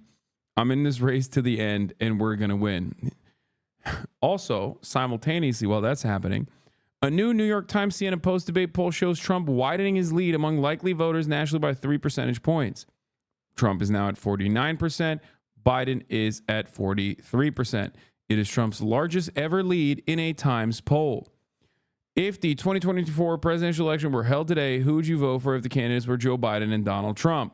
Likely voters go 43% Biden, 49% Trump. In that poll, every demographic, including black voters that would vote for Biden, think he's too old to be effective. We'll go through these numbers in a second. I can't wait to see what good news is coming out for the Brandon camp. Also, his approval rating. Biden has hit an all-time worst approval rating again. 56.9% disapproval, 37.2% approval rating. That is crazy. Okay. Oh, yeah. If Biden loses, it's nobody's fault but the DNC's. I mean, we said that with Hillary Clinton, and look where that got us. This Biden stuff is giving RBG vibes? Yes. And once again, just like with RBG shit, just like with Ruth Bader Ginsburg, just like with Dianne Feinstein, the left, myself included, have been literally talking about this even before Biden ran in 2020. I've been talking about how old Biden is and how he's going to drop the incumbents advantage because he's so fucking old by the time 2024 rolls around. Lo and behold, it's 2024 and we're watching it happen, watching it unfold in front of our eyes in the absolute most catastrophic way possible. Okay? Classic situation where once again, we were right. Okay? Just too early. We were right. Just too early. We'll talk about RFK Jr. Don't worry. Mr. I love to eat dog in a second. Excuse me, mister. I am new in your Twitch. And what I see is people doesn't want new generation. Why is that going all around people who are close to the end of their journey? What? Bro, I have no idea what you just tried to say, but congratulations on watching the stream. I'm happy for you. I think you're saying Biden is old. What's up with the old generation not letting new generation come in? And that's because they're selfish. Boomers are incredibly entitled. Boomers are incredibly fucking selfish. They ruin the goddamn economy. They don't give a shit. They have baby boomers, and Biden is even older than a baby boomer. I'm using boomer as like a catch-all term for old people in general. And let me tell you, the baby boomer generation owns like 75% of all the wealth in this country. Okay, it is captured up there. And those motherfuckers are increasingly less productive in general for obvious reasons. They're old as shit. Okay. So the situation is pretty bad overall, and they're not dying due to the advances in medicine. And they are increasingly thinking that they can, continue doing the dang thing that they've been doing. Unfortunately, like I said, it is a side effect. It is a consequence. It is a consequence of having good medicine. Okay. It's just these motherfuckers think, we're good. Israel just presented a new deal to Hamas. Yeah, I saw. And then Hamas responded as well. We'll talk about that in a second. We'll get to that. Let's continue with this. CNN breaking news.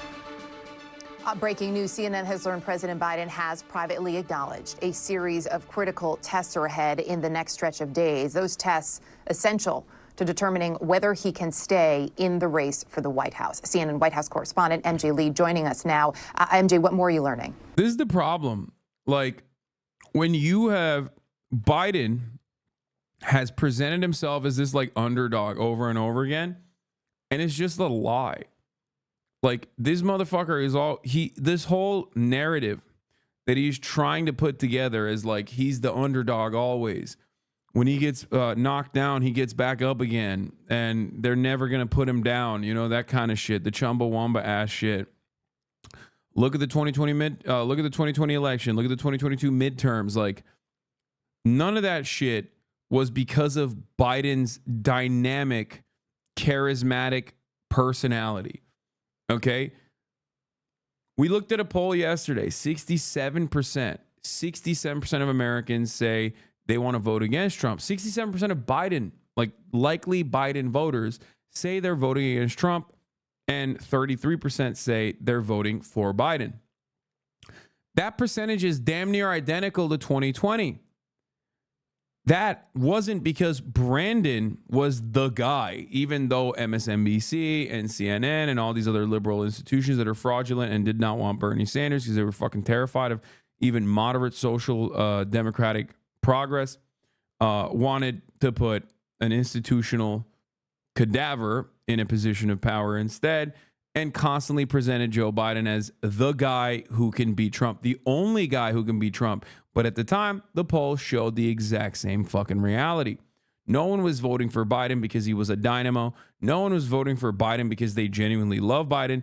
People were voting for return to normalcy. People were voting for competency. Okay? And throughout the past 4 years, Joseph Robinette Biden demonstrated slowly but surely that he is, you know, his faculties are diminished and it's not actually normal. It's not business as usual. And also that he is kind of incompetent. Okay? That's one of the biggest aspects. That's the biggest selling point for Brandon. There's no ideology that is causing people to fucking go out and vote for him. It's just like they want competency and they want a Democrat because Trump represents chaos. And, you know, Biden is an old school politician. In 2020, they still saw all of that and were voting against Donald Trump. 2024 comes around, those percentages haven't moved. 4 years of incumbency, and those percentages haven't moved even a little bit. That does not spell people love the past 4 years of the Brandon administration. Okay? If you're in power for 4 fucking years and people are still like, yeah, I guess I'm voting against Donald Trump, then, you know, you haven't really done much, or rather, you haven't really communicated what you've done well enough. Both of these things are true to a certain degree. And that's where we're at. That's where we're at with the situation. Okay?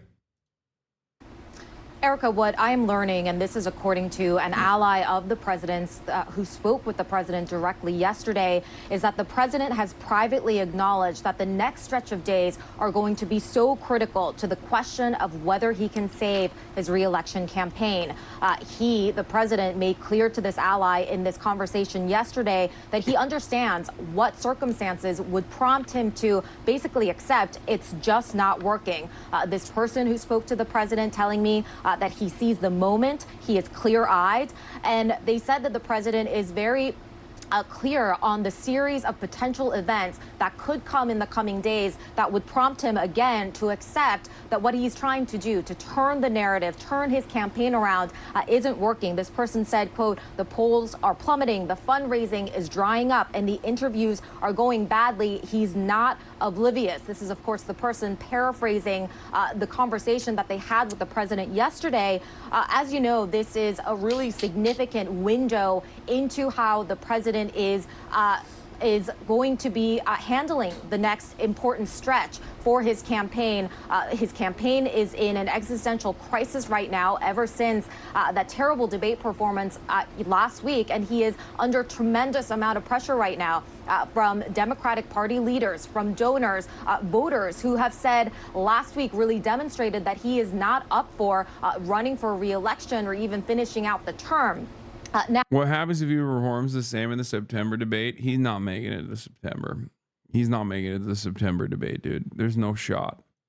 Now, interestingly, I'm also told that in this private conversation yesterday, the president was also chastened and blamed himself, not his staff, for his poor debate performance.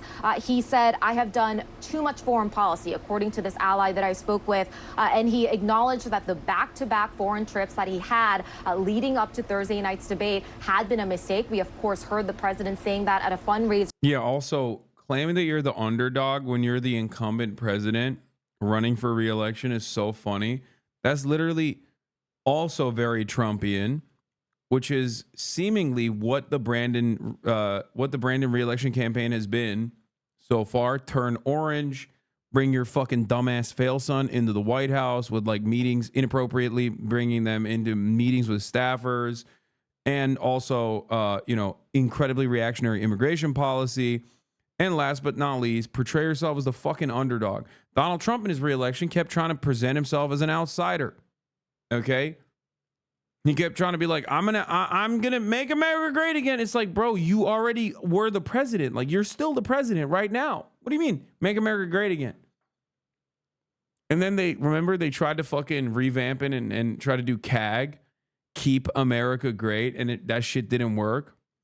So then he went back to make America great again. And it's like, okay, so you're admitting that shit ain't great. Like that was a swing and a miss for the Trump administration. And that's the thing, like you can't really present yourself as an underdog when you're running as an incumbent. You just have to rest on the laurels of your success. You have to rest on the laurels of your administration, of your term. Okay? No wars though. Yes, dude. The motherfucking president that like increased drone strikes by something like 400%. The guy who personally followed through on the fucking assassination of a foreign, like, you know, top commander of a country that had a denuclearization agreement, a bilateral denuclearization agreement that took decades to put together. Okay? A denuclearization agreement that he actually cast aside. Yeah, he was actually not reactionary at all. You're so right about that, dude. He was so good on his fucking wars. Like, oh my God. Ugh. People are so fucking stupid about Donald Trump. It feels like they just like desperately want to vote for him. I don't understand it. They're like, I want to vote for him, but like, I can't get myself to do it. I can't get myself over the finish line. So please whisper sweet nothings into my fucking ear. I feel like that's the energy that people come in here with. It's like, yeah, dude, I hate the Democratic Party. Okay? I hate the Democratic Party. I want the same thing you do?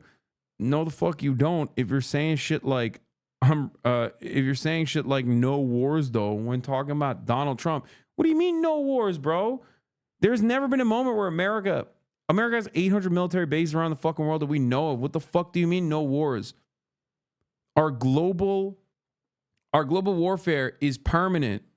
The notion that like, oh, a presiding president is not overseeing like complete death, destruction, and global domination is so fucking laughable as a take. Okay? I know the elite controls the war. We need to stop the shit. Yeah, okay.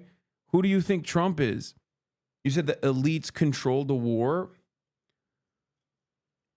Like, sure, the military-industrial complex has a big say, or other, you know, global capital owners in general have a big say in like American domination because they're the ones who actually benefit from it.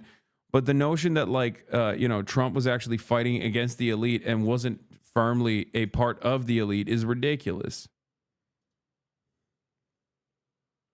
Last night as well, the jet lag and the exhaustion heading into Thursday. You just dick riding Democrats, law? At what point in this entire broadcast have I dick rode the Democrats? God damn, dude. You have to be the densest. You have to be unimaginably dense, dude. I'm sorry. What the fuck?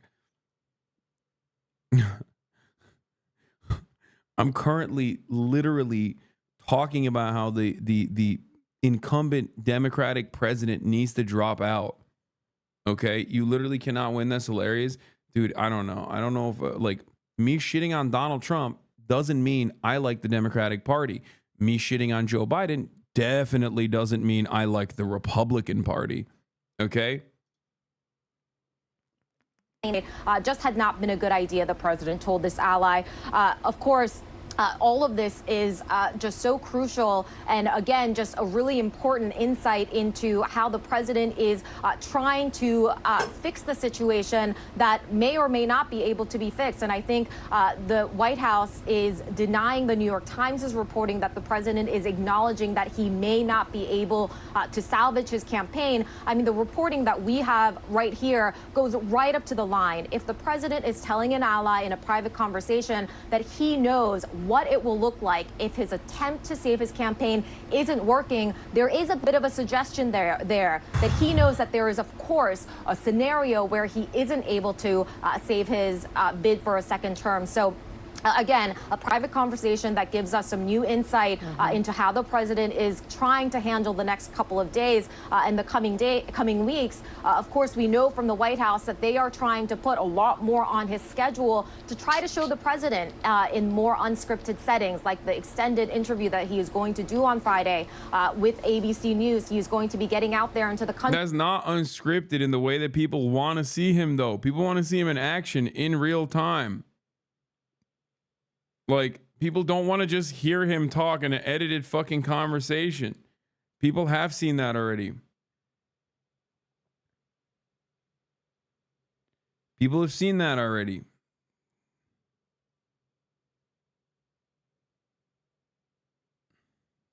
So stupid. Anyway. Country a little bit more, but the big question for the party and for a lot of nervous Democrats that are watching right now is whether any of those things will be enough. And Erica, I also have to just point out the fact that the White House and the campaign are putting so much into these events and these appearances that the president is about to do. I mean, that just means that if he has a slip up, if those things do not go well, then they are going to have to acknowledge, and it appears that the president is willing to acknowledge that at some point too, that there's a scenario where all of the efforts that they are making, all of the efforts that they are going to make in the coming days, that ultimately they may not be enough to save the president's campaign. MJ, it's an important point, and it is such excellent reporting, as always, my friend. Really appreciate it. Thank you. I do want to discuss further now with CNN political commentator, former Biden White House Communications Director Kate Bedingfield, and Republican strategist Doug Heye. Good to see you both. Kate, I know you just heard the reporting from MJ. As she pointed out, the White House denying the New York Times reporting. The campaign also denying to me just a couple of moments ago that New York Times reporting. But I think it's important as we hear what MJ is saying here, right? The fact that there is this meeting. There is clearly a discussion going on, despite the fact that the campaign just told me there was no discussion whatsoever. Kate, how do you read this? What does this tell you about the mindset of the man who you worked for and the mindset inside that White House right now? Well, I mean, look, we should acknowledge that both the White House and the campaign are flatly denying the reporting. But even setting that aside, I think there is no question this is a significant stretch of time that the campaign and the White House are entering into here. I think they know that the task ahead of them is to put President Biden out there, for him to demonstrate that he is energetic, that he's capable, that he's vigorous, that this campaign over the next 4 months is going to be about taking it back to Donald Trump. I mean, that's, in addition to assuaging some of the concerns about age and energy, which is an immediate task ahead of him. The other big task for him here is to drive the message of the race back to Trump. Trump, Flynn, 2024 FEC ID. Look at this. Wait, what? Flynn?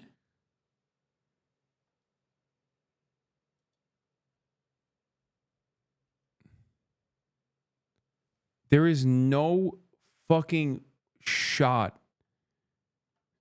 Trump declared as VP. There is no way. What?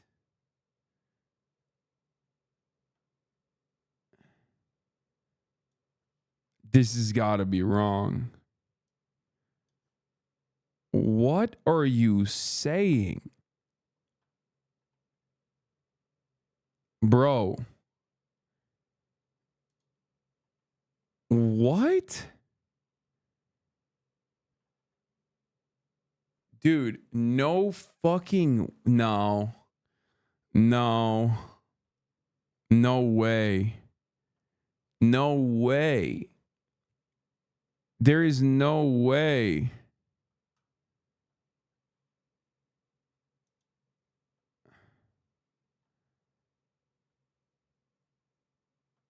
He just released this? Bro, who is doing this? Like, can anybody file this? Can this be a fake filing? Like a dud? Because I do not believe that this is real. This is so incredibly stupid for Trump that, like, no way. Dude, it's a government site. I know, but, like, I'm asking. There's no way this is this. No, I don't believe it.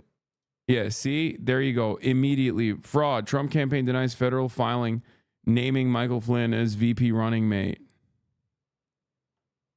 This is from a week ago. No, y'all are... No, you're crazy. Michael Flynn is the former national security advisor of the Trump administration. He's a general. And he's also recently he's known as like an absolute QAnon freak. Okay? like a straight up QAnon guy. Okay? And there is 0% chance that Donald Trump, whose biggest weakness in the broader electorate is that he is like too close with the fucking weirdos. Like there's no shot. There is no shot that Donald Trump would run alongside and put Trump tells former advisor Michael Flynn, we're going to bring you back. Yeah, dude, that's May 13th, 2023. Okay, number one. And number two, this does not mean we're going to make you our VP. You're insane. Michael Flynn is doing QAnon conferences to like eight freaks with like genuine schizophrenia for like $1,000 a pop in a fucking Holiday Inn in Maryland. He is not going to be the fucking VP. The FEC filing has to be like some fucking fake person who made it up. Like they input this shit and put in these addresses or whatever, but like there's no way.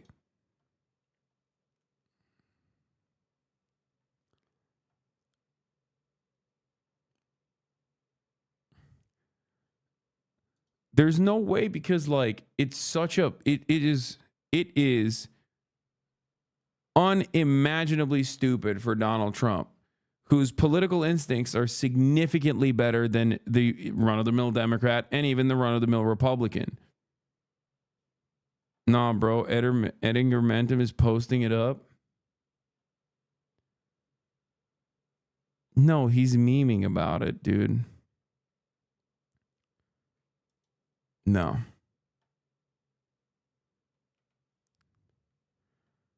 Why is that hard to believe? Like, for real?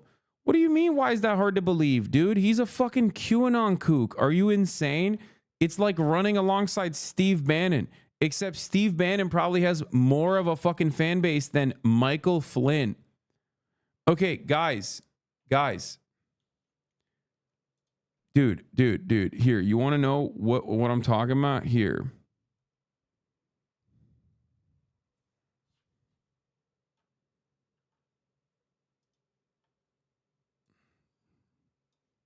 Trusted God, you can take all our money, but you can't have our soul. You could burn down our buildings, and we'll still find a home. We will all stick together, and we'll never surrender. We won't give up our freedom. From the shores of California, all the way down to the Keys. It's coming. Only He will bring us closer. You think that guy is the VP? That guy sitting in between Jimmy Levy, okay, and the most divorced dads, okay, like child custody Groyper 69, okay, child custody arrangement Groyper 69, okay, 1776 Black MAGA 1947, okay, and just like Jimmy Levy and fucking 4G Auto Suck. That guy who's singing auto-tune, that's the VP? That's Trump's VP? No fucking shot, dude. The Republicans would never, especially the Trump administration, would never gift wrap. Like, he would never personally gift wrap this, you know, unimaginable W. Yeah, divorced USMC 88. Like, who could forget that guy? Yeah. Dude, the VP has to be an inoffensive person, okay? I don't think you guys understand how VP works, like how the position works. The position is supposed to be a good balance.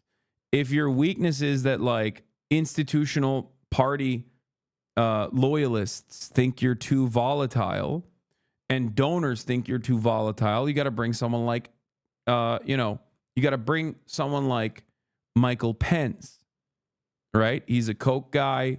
He's tapped in with the evangelicals. And most importantly, again, he is like a regular run-of-the-mill. He's a regular run-of-the-mill Republican. Okay? The idea that Donald Trump would lean into one of his fucking biggest weaknesses, like Sarah Palin, dude, Sarah Palin is a great example. It's one of the best swing and misses of all time. Many people credit the McCain campaign falling apart to Sarah Palin. Some people even go so far as to say John McCain unleashed Sarah Palin and the Tea Party to the broadest American electorate and is responsible for the likes of Donald Trump, like a populist MAGA figure who's just like almost an outward fascist. Having said that, however, Sarah Palin was absolutely a balancing act for John McCain. John McCain was a patriotic maverick, but he was too much of a centrist. So what did they do? They needed somebody who would beef up the ticket with the fucking nutters, because the nutters have always been the most important constituency for the Republican Party. So they went after a Tea Party populist like Sarah Palin. Okay? So yes, this only reinforces the argument that I'm making. The point is, Trump is most likely looking at like a J.D. Vance style figure as a VP, and this is in the opposite direction. This man doesn't bring in donation money. This man doesn't bring in like an actual constituency with him. He's not like a popular figure in the Republican Party at all. Okay? And on top of that, this man is a representation of the worst elements of the Republican Party from the perspective of like the broader electorate. Okay? This is exactly what is considered normie repellent. Okay? This is normie repellent for the normal suburb Republicans and independents. This is one of Trump's glaringly obvious weaknesses. Okay? There is no way in hell he would lean into this big of a fucking weakness. Because Donald Trump, you can say many things about him, but Donald Trump is not a person who is blind to the room. He reads it very well. He sees the room. Yeah. Trump's biggest weakness with moderate voters is how gross they find him. There's no way he'd find a grosser dude to be his VP. Exactly. No, someone said it'd be like Biden bringing you up as a VP pick. No, it would be like Biden having Jimmy Carter be his VP. Okay? Like, that's what it would be like. It would be like if Biden was like, hey, you know, what is one of my biggest weaknesses right now? How fucking old I am, how senile I am. Jimmy Carter on the VP ticket, baby. Biden Carter, run it up. Let's see how old we can go. That's what it would be like.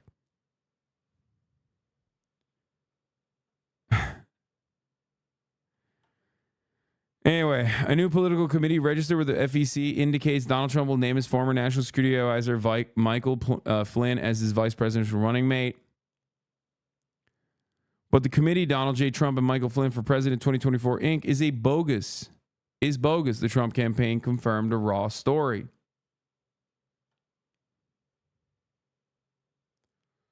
Yeah. I don't know why we're still having this conversation. I mean, this is like, it's been disparaged already. Yes, I know. My internet is fucking dog water right now. I know it's effing. Just fucking hold the line, dude. Just hold the fucking line, dude.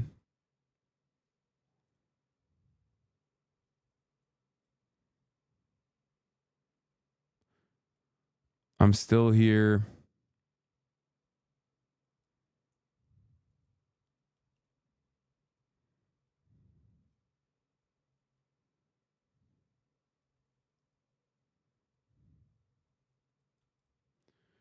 Ay, ay, ay. Okay.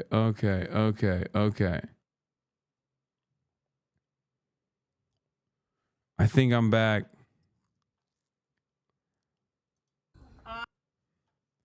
Anyway, here's further evidence that Donald Trump is not going to fucking pick Michael Flynn as his vice president. Do solemnly swear. Do solemnly swear. That I will support and defend. That I will support and defend. The Constitution of the United States. The Constitution of the United States. Against all enemies, foreign and domestic. Against all enemies, foreign and domestic. That I will bear true faith and allegiance to the same. That I will bear true faith and allegiance to the same. That I take this obligation freely. That I take this obligation freely. Without any mental reservation. Without any mental reservation. Or purpose of evasion. Or purpose of evasion. And that I will well and faithfully. And that I will well and faithfully. Discharge the duties. Discharge the duties. Of the office on which I am about to enter. Of the office of which I am about to enter. So help me God. So help me God. Where we go one, we go all. Where we go one, we go all. God bless America. God bless America. I, Flynn, do solemnly swear. Do solemnly swear. That I will support and defend. That I will support and defend. The Constitution of the United States. The Constitution of the United States. Against all enemies, foreign and domestic. Against all enemies, foreign and domestic. That I will bear true faith and allegiance to the same. That I will bear true faith and allegiance to the same. That I take this obligation freely. That I take this obligation freely. Without any mental reservation. Without any mental reservation. Or purpose of evasion. Or purpose of evasion. And that I will well and faithfully. And that I will well and faithfully. Discharge the duties. Discharge the duties. Of the office on which I am about to enter. Of the office of which I am about to enter. So help me God. So help me God. Where we go one, we go all.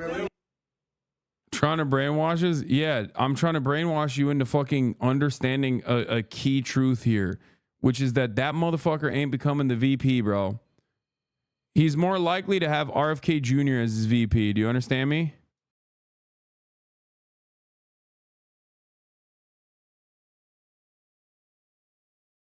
And back to what is actually at stake here, and back to the fact that his opponent is somebody who has said he's going to use the White House as a tool of personal retribution, and that he might not accept the results of the election. And so, you know, there is a real threat here. There's a threat to women's reproductive health. There's a threat to essentially your freedoms. So the task that Biden has now is to drive the race back to that ground. I think he can do that, but I also think that that is going to be contingent on these next few days and kind of how this all goes for him. You know, Doug, you've worked on your share of campaigns as well, Doug. But as you look at the way this is playing out, and even the communications that we've seen around it, little bits of information petering out, the campaign initially dismissing concerns. It's tough to forget the bedwetting brigade fundraising memo. When you look at this and you look at these denials of these conversations, what is your read on the campaign and how things are being handled? Yeah, I view it completely from that lens of working on Capitol Hill and campaigns as a communications staffer. And we know, obviously, that no candidate is ever pulling out of a race until the moment that they say that they're going to, in a tweet or on stage, whatever that venue may be. So Quentin earlier did his job, did it admirably, and did the job you're... Someone tell Hasan to close the videos that he's not watching. They're loading in the background. What? Dude, it's fine. Anyway, y'all got fucking debated, okay, with the Michael Flynn shit. We're done with that, right? Please. It lists Creighton, not Trump, as a candidate for president. Judith Ingram, a spokesperson for the FEC commission. FEC declined to comment. Okay, I don't know why you guys fucking ate that bait so fast. I'm going to have to run this again for you guys to understand something pivotal here. I think you're wrong on this. What? I don't think it's Flynn, but Trump is not a normal candidate. Normal VP math doesn't apply. Yes, it does. Mike Pence was his vice president. What are you talking about? He absolutely feels betrayed by Pence, so wants someone with no large profile and B who's absolutely loyalist. Trump backed the likes of Carrie Lake. Dude. Trump's political instincts are seemingly better than yours in this circumstance, I think. You're wrong. You're so fucking wrong. He put like the top 5 contenders on there. Okay. And every single one of them is exactly in the confines of what I'm talking about. Bro, he had Bergam on there. Are you kidding me? Bergamaniacs, rise up. Like, you're insane. He wants a guy who can bring in big ticket donors, who's not going to fuck up the bag, who's not going to be outshining him, who's not going to be more charismatic than him, who's going to be relatively loyal to him. Loyalty number one. But that person also needs to have like somewhat of a constituency, or at least like bring something to the table. Michael Flynn brings nothing to the fucking table. Anyway, having said that, I believe a lot of you are very delayed, so you should probably refresh or subscribe, because at the top of the hour, some of you are about to find out that there's a 3-minute ad break. If you no longer want to see those ads, all you need to do is subscribe for $5 or for free with a Twitch Prime. Maybe you'll refresh through the ad break. Maybe you will see the ad break. Okay? As long as you subscribe, you will no longer see the ads, though. Here's the 3-minute ad break now. Bergamaniacs. We need a Doug Burgum type to fucking gift people subs. System Stars. Thank you for the 10 gifted. Allowing 10 people to no longer see the ads at the top of the hour. Playing this shit again. But you can't have our soul. You could burn down our buildings and we'll still find a home. We will all stick together and we'll never surrender. We won't give up our freedom. From the shores of California all the way down to the Keys. I gotta run this again, dude. I gotta show this again. Only he will bring us closer when we fall to our knees. Bro, Michael Flynn has a better shot on the RFK ticket than Donald Trump, okay? I'm saying it again.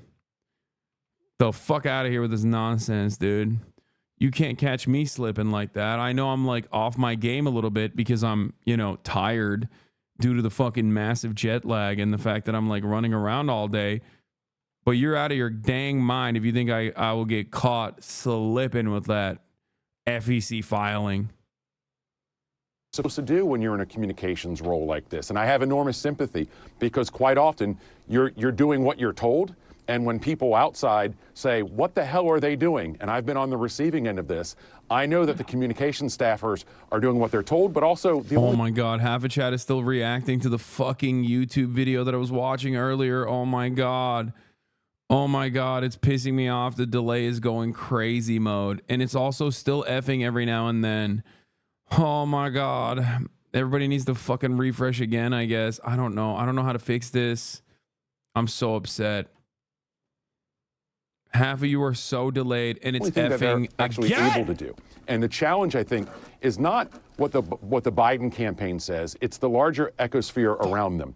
And if I'm working for President Biden and his campaign right now, I don't want Jim Clyburn on TV anymore. I don't want Nancy Pelosi going on TV anymore. Stop trying to help. You're not helping the situation. When Nancy Pelosi says it's a legitimate question, or Clyburn goes back and forth because he's on 9 different channels a day, your allies are not helping you. You need your surrogates all on board, or you need them quiet and to drive that message yourself. But then, Doug, and really it's a question for the both of you, is that, though, a signal, right, that you are seeing Nancy Pelosi saying we need to know whether this was a one-off or whether this is a sign of a larger problem, that you are seeing cracks from your surrogates and public calls from your fellow Democrats to step aside?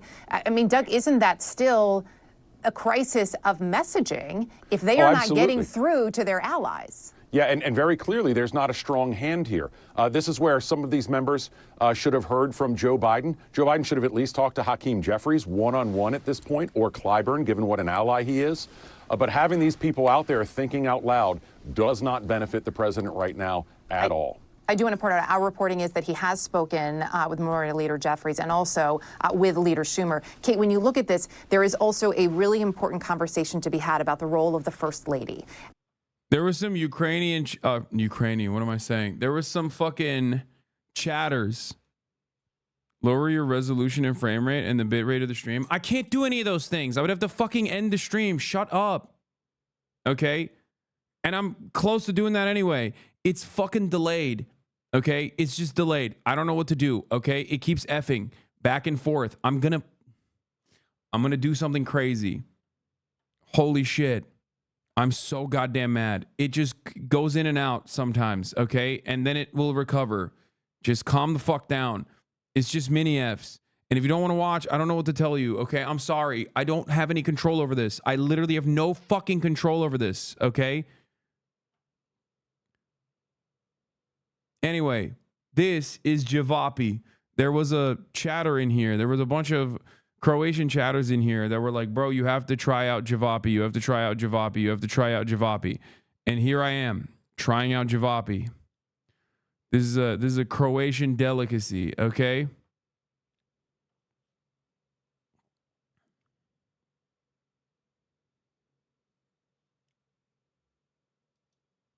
Just lower the fucking stream resolution on your end.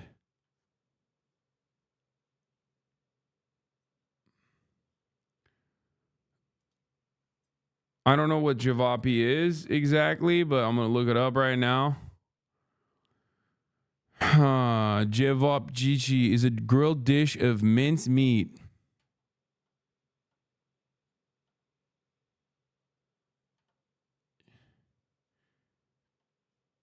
Okay, here it is. Grilled dish of minced meat found traditionally in the countries of Southeast Europe. The Balkans is considered a national dish of Bosnia and Herzegovina and Serbia. Okay. Javapi is also common in Albania, Bulgaria, Slovenia, Croatia, Kosovo. It literally just it's just köfte, I think. It smells like köfte. It's got ajvar in the middle. I'm Turkish. I've had this many times over, but let's see how the Croatian köfte is like. It's pretty good. I like it.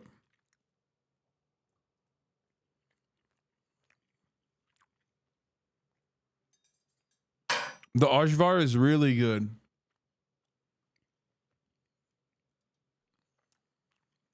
The Javapi is also very good. For the Turks in the chat, you know what it tastes like?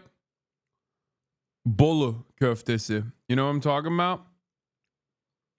Some Turks will know.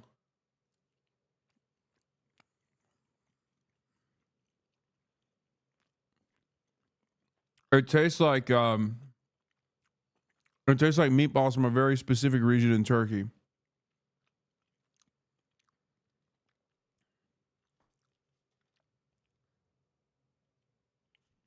Chat, if you're having a hard time watching, lower your resolution.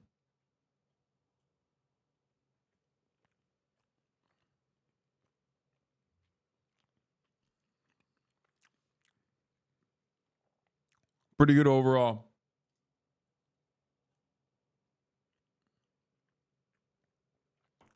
Oh, also, it is Ottoman. It's like not even a joke. This is Turkish food.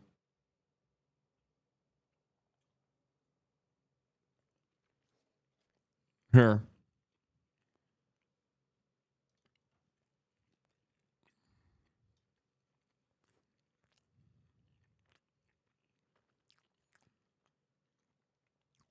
The word cevap is derived from Ottoman Turkish kebab. The word is sometimes used in conjunction with the common South Slavic diminutive ending with chichi, but it's just kebab. The ajvar is really good, and the köfte is pretty good too.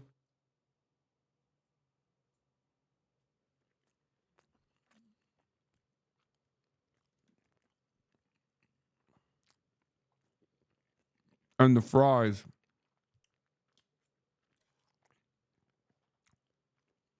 I have fries down here, but this is hummus.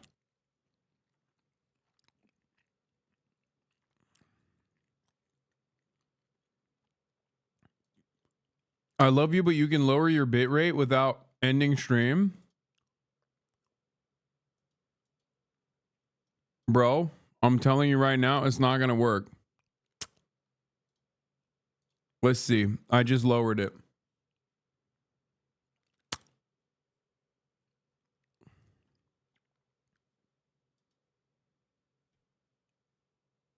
Anyway, this is the hummus. It's not looking too good. It's looking a little too like pieced up.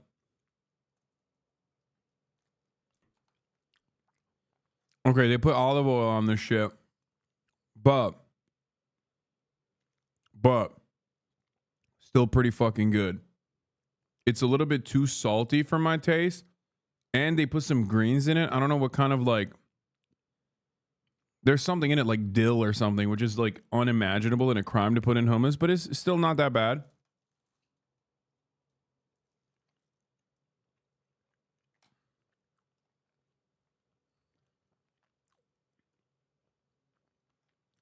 It is weird looking hummus. I found the one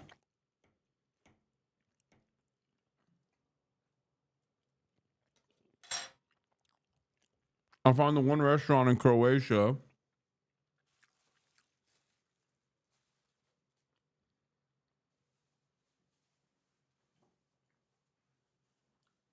that actually serves chicken.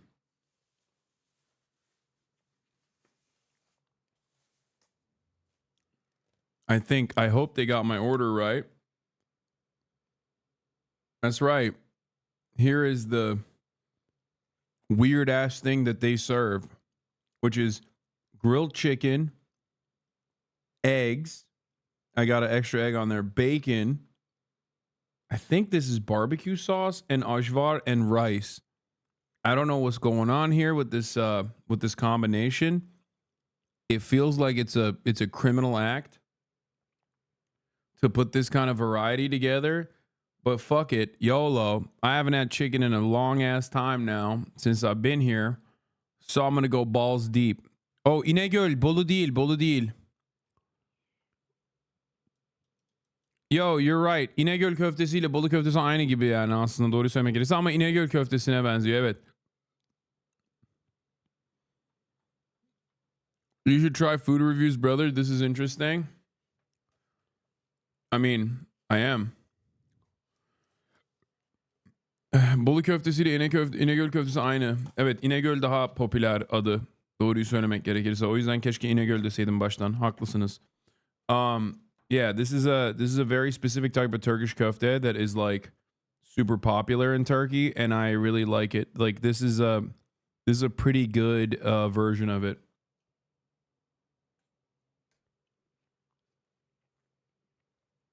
Fuck.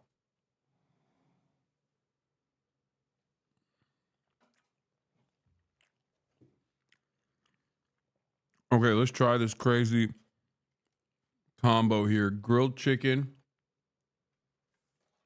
I'll get back to this because I know this is a lock.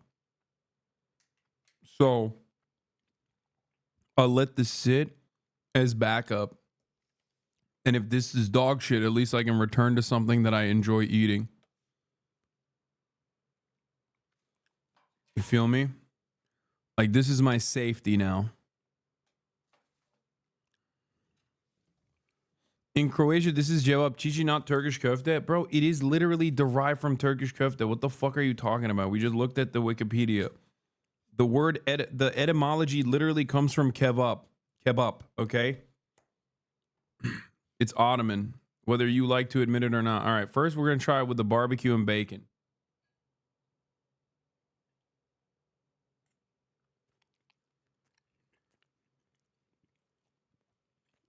Okay.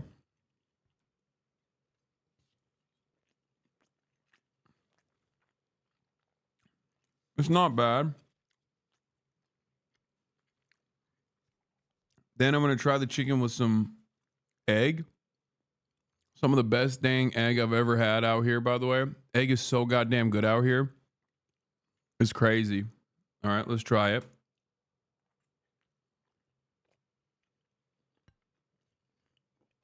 Chicken and egg. Not a combination that I would consider working well. It's fine. It's not like very complimentary of one another. Chicken and ajvar.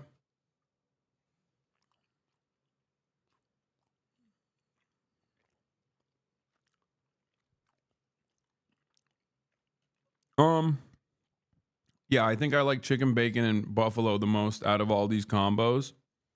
There's a little bit of rice in here too.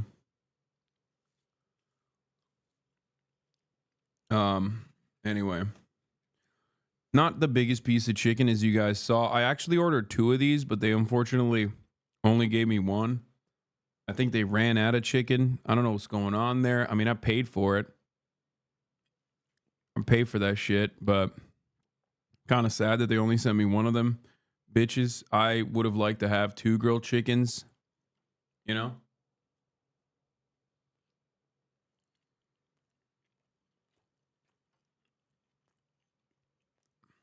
Chicken was dank though.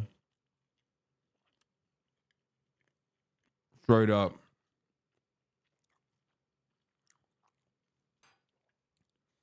Now I'm gonna do something crazy. They also gave me some bread. Some Croatian toast.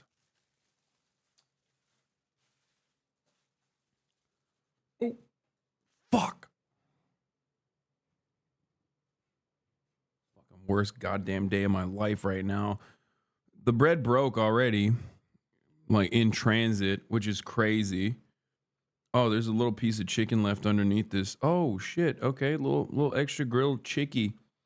Yeah, anyway, whatever. I don't give a fuck that the bread fell on the ground, okay? Let me tell you, I'm gonna hit that raw regardless. Okay, let's see what this looks like.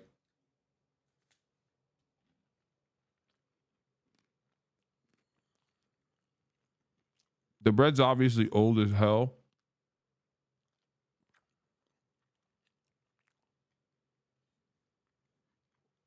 Floor bread? Bro, 5-second rule, bro. If my dad saw me drop bread on the ground and not eat it, smack my ass up. Ekmek kutsaldır. That's what he says all the time. He's like, he just thinks, I mean, I don't know. I don't know if it's a Turkish dad thing, but he thinks like bread is holy.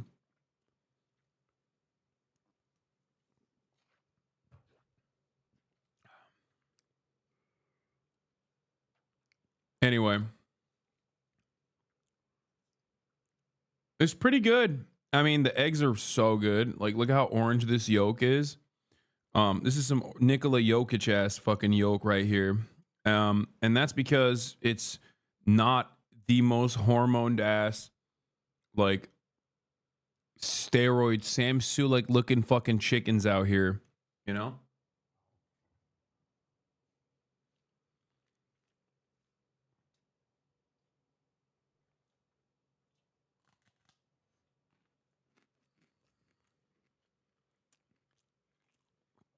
Honestly, I love eggs and I love chicken.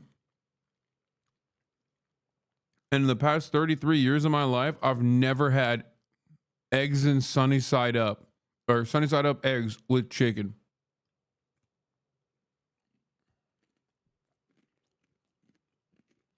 And I will most likely never have it again after I leave Croatia because I might have this meal again. It's actually pretty good and I'm desperate for protein. Like, it ain't shitty enough for me to not do it.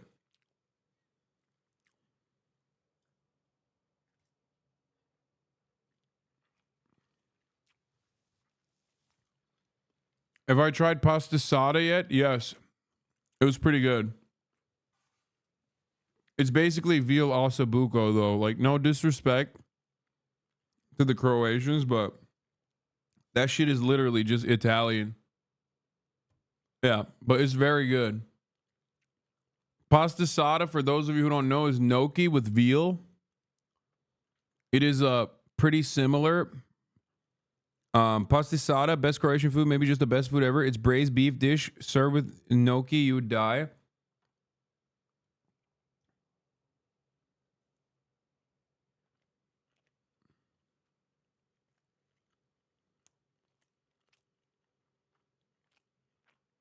Chicken and runny egg you eat in the post-birth abortion and the 6th week? That's gross.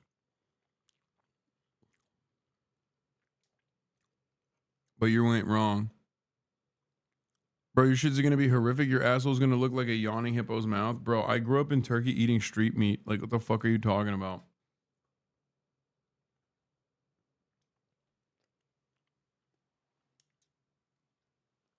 I'm sorry, chatter. But I'm not a fucking cornbread Ohio boy. You're out of your dang mind. Now, I don't want to talk too much shit in the off chance that, you know, I do get got, but I don't think a little chicken is going to hurt me. Fucking flash forward to 3 hours later and I'm just dying on camera. Chicken killed me.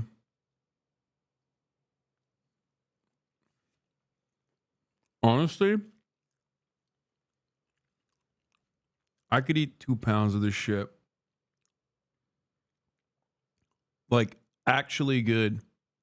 Chicken's actually pretty good. Too sad that it was, genuinely sad that it was the last chicken remaining in Dubrovnik. Makes me kind of sad. So, like, clearly they couldn't even give me the second order of chicken, but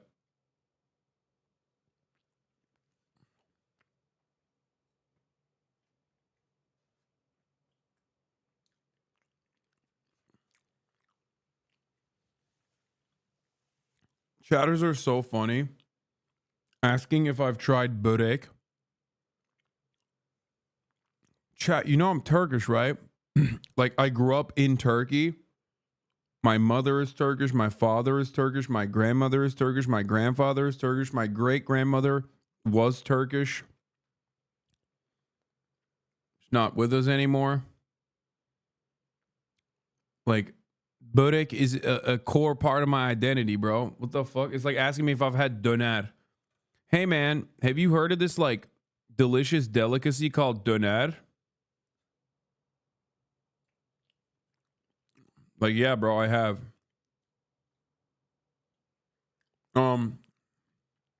Keep it a stack. The rice is a little gooey. But right now, I'm fucking desperado up in this bitch. So, I'll eat it. I'll eat it gooey. I don't give a fuck. All right, let's dump these fries into this mess here. And let's fucking wrap this up. Okay, wrap this segment up. And we'll get back to Joseph Robinette Brandon. Dude, I love Ajvar. And for the chatters correcting me on the pronunciation, I don't give a fuck. That's how you say it in Turkish. Ajvar. Ajvar, for fuck's sake. No, it's not. What do you mean? Ajvar değil mi oğlum? Ne? Ayvar mı? My whole life, I've said Ajvar. A-J-V-A-R.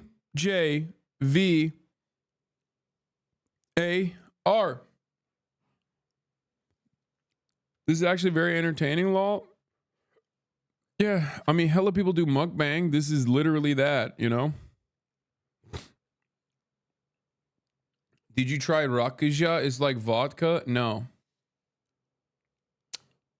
Turkey is like Israel when it comes to food. How dare you? That's insane. Correcting the record on like the etymology of certain words, and also on top of that, like the actual fucking cuisine, the historical cuisine, is not the same as lying about, you know, making up your whole fucking culinary history. No, if a German person came up to me and was like, "Döner is a German invention," that would be like Israel. Okay?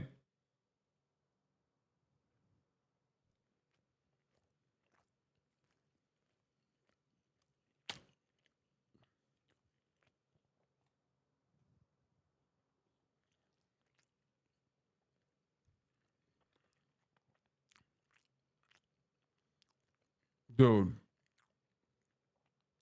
Ajvar or Ayvar, whatever you fucking call it, whatever you want to call it, is so bomb. It's so clutch. One of the, in my opinion, most underrated sauces / mezes, I guess. Like apps. Because like everybody goes for the tzatziki, jajuk. Okay? Everybody goes for the hummus. And those are like the top contenders always. But this shit slaps so fucking hard.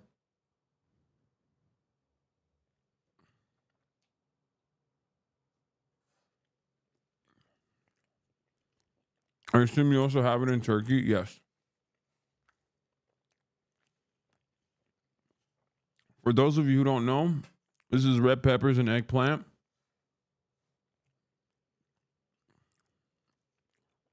With like red paste.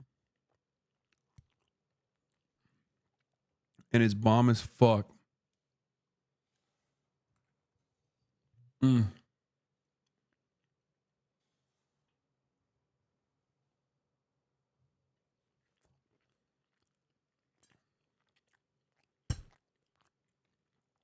Doner sauce was created in Halifax, California or Canada.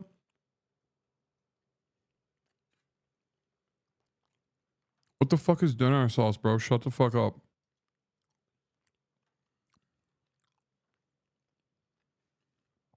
I will ban you. It's like saying chocolate hummus was invented in Israel. Like, I don't give a shit. He's right. Halifax has their own dinner and sauce. Yeah, I don't care. Okay. I hope they're enjoying it. And I'm sure it's good. But like if we're talking about the culinary history here, it's to make doner poutine, big Lebanese migrants in Halifax. Nice. All right, let's continue. We know how close, obviously, she and the president are. There's an opinion piece in the Wall Street Journal basically saying it is time for her to step up. What is the role of the First Lady in this moment? Well, she is a confidant of her husband in all things throughout their life. I mean, she's not, I feel like there's this caricature of her out there right now as some sort of conniving political spouse. I can tell you, as somebody who worked for Joe Biden for a long time, they have an incredibly close, loving relationship. They lean on each other. And I expect that that is what's happening right now. I mean, ultimately, this is a decision that I fucked up. I'm the one who didn't actually order the fucking second plate of chicken, man. God damn it. I'm such an L. President Biden and his family and the team around him will make. But I think what is the immediate task in front of them is for him to get out there, show some energy, show that he has the vigor to take on the rest of this campaign. I think he's certainly capable of doing that. But I think people rightly want to see it. And I think you've got things on his schedule over the next few days that are going to allow him to showcase that. He's going to be campaigning. He's going to be out in the country. He's obviously going to do this interview on Friday. So we'll have opportunities to see him. But I think if you look at where the polling stands right now, it has not, the bottom hasn't fallen out from under him. It hasn't cratered. And so I think a few more days to let this play out, let Joe Biden make his case, I think is the responsible thing to do. Because the truth is there's no magic wand that you can wave to sub Joe Biden out as the nominee that will be seamless and simple. So I think a few days to let him go out, show what he can do is prudent. And I think that he'll live up to it.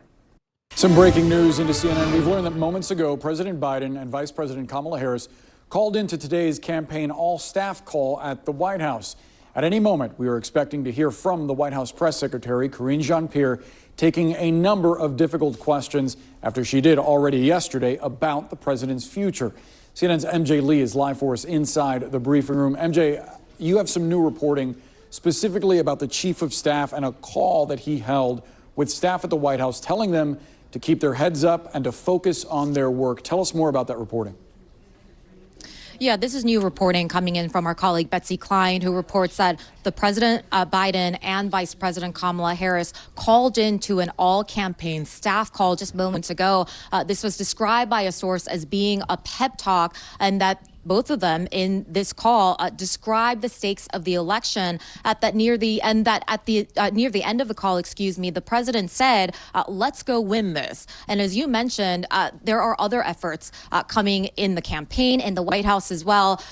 as a lot of folks, a lot of staffers, aides that are working in the campaign in the White House are really worried about the future of the 2024 campaign. We know that White House Chief of Staff Jeff Zients also had a White House aides call trying to bring some sort of reassurance given the events of the last several days. And we are expecting here White House Press Secretary Karine Jean-Pierre to take the podium any minute. And we expect that it is going to be yet another very tough White House press briefing. Just to remind you, yesterday she, of course, confronted a barrage of questions about the president's health, about the release of potentially more medical records or any other information that could give us a better sense about the state of his health, and even questions about whether Dr. Kevin O'Connor, the president's physician, could be somebody who could take questions from reporters. So we do expect those lines of questioning to continue. And of course, all of this is coming with the new reporting that President Biden has privately acknowledged to an ally that he understands that the next couple of days, the next stretch of days is going to be incredibly important in terms of whether or not he can actually save his candidacy. And what I think is interesting, Boris, to note is that we are seeing the president finally starting to get a little bit more involved himself in the conversations that he is having in private with lawmakers. He is, of course, hosting some Democratic governors who had expressed concerns about his age and the viability of his candidacy. And then, of course, there's that big interview that he is doing on Friday with ABC News, not to mention the press conference that the White House has been talking about that he will participate in next week at the NATO summit. So we'll see how the White House answers. This is so funny because he's going to knock out the ABC interview. He might have like one kind of off moment, but he's going to fucking cook up the ABC interview. And then every one of the most annoying Democratic Party fucking mouthpieces, the loyalists who did not actually say Biden should drop out because they're careerist pieces of shit who don't give a fuck about the future of the Democratic Party, nor the future of American democracy, really, and only care about their career prospects, are going to chirp about it endlessly. Okay? Meanwhile, it's not going to move the needle. 80% of the country think he's too old.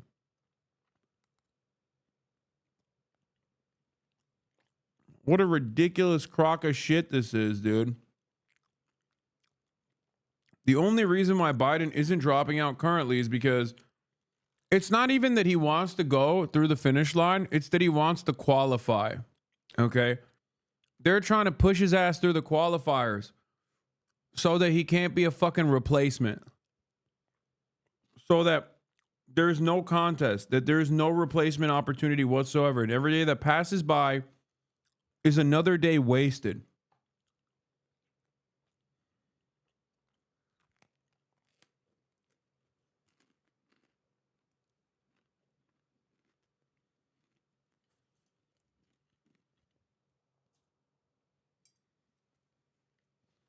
They're running the clock. The thing is,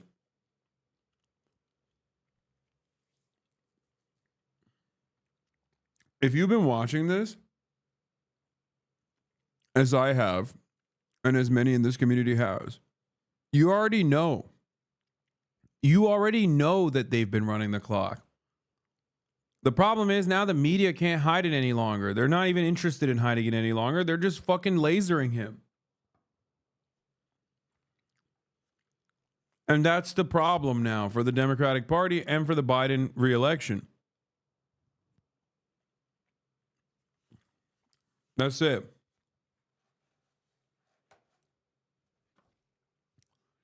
Their campaign strategy thus far quite literally was to stop Biden from having too many press moments because they knew what it was. They knew that they were rolling out a fucking carcass. By the way, that was the campaign strategy for the 2020 election as well, the primaries.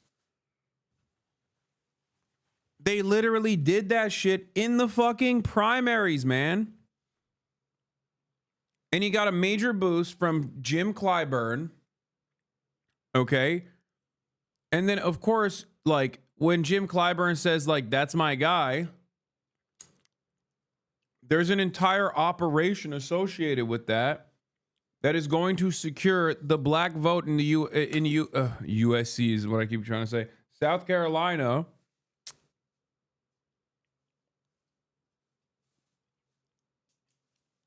There's no amount of door knocking you can do to go against that. When every black church is saying, hey, the most committed voting bloc of the Democratic Party, you guys get to pick the president. And guess what? You're picking Joe Biden. Doesn't matter that South Carolina is literally a fucking plus 11 red state. Ultimately, once that shit happened, the media immediately was like, oh my God, what a shock. Joe Biden won South Carolina as expected.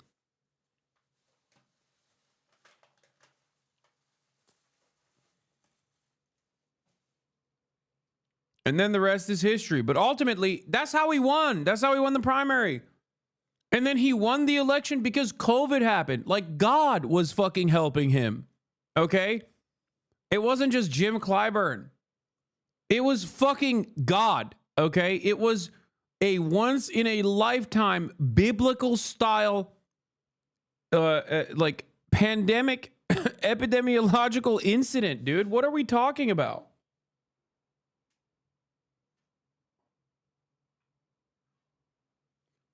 I've never seen someone get so many hard carries. And then Roe v. Wade happens. Finally, Donald Trump Supreme Court turns around and actually follows through on their 35-year project, their 40-year project, their massive commitment to undermining women's bodily autonomy. And then the midterms that are supposed to be a fucking red wave because of negative real wage growth that Americans experienced for 2 fucking years for the most part, all of a sudden turns into a battle for civil liberties and bodily autonomy for women. Boom. Another fucking hard carry. Not a single one of these instances was Joe Biden's doing. Joe Biden is not God. He didn't fucking make COVID. Okay? Joe Biden is not himself securing the South Carolina primary vote.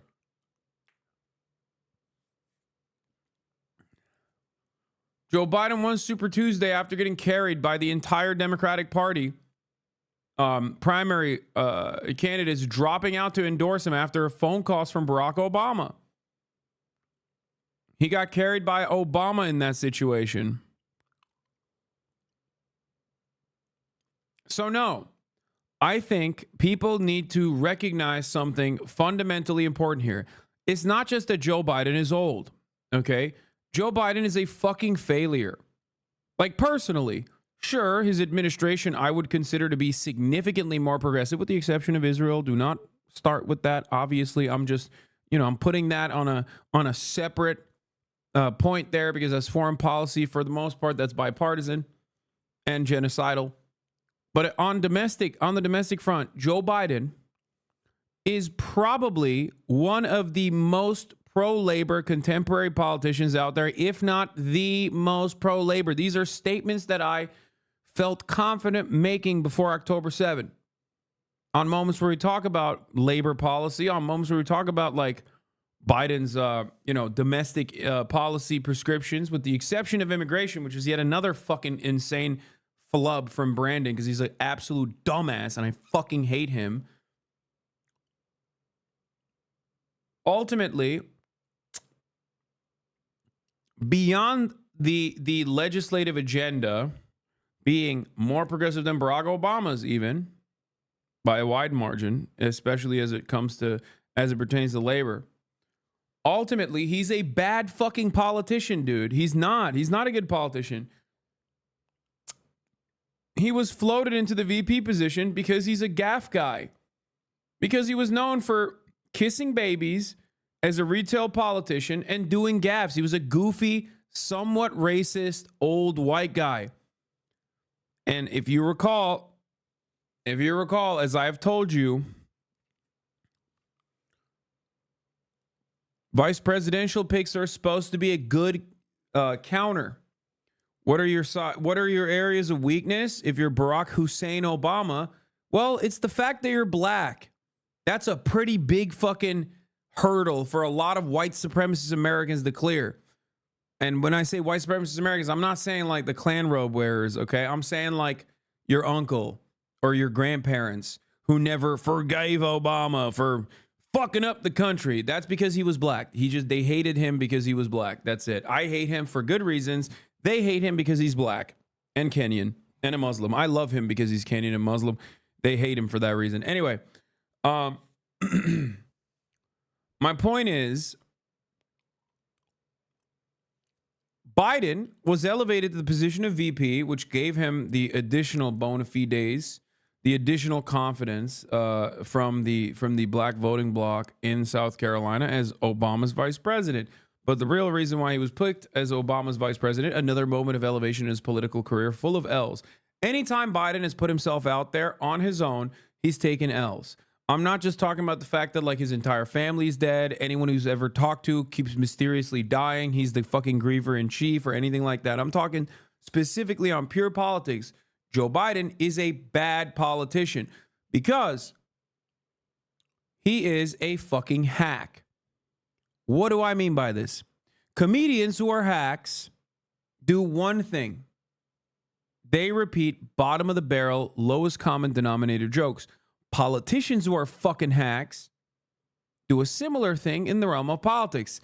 They look at focus testing and they go for smack dab in the fucking middle of that and consistently retriangulate their position right into the fucking center. Okay? That is Biden to a fucking T. A nonsensical, idiotic loser. His entire career is riddled with finding the center and dialing the fuck in. Are we actually, yeah, except for Israel. That is a weird ideological commitment that he has to Israel.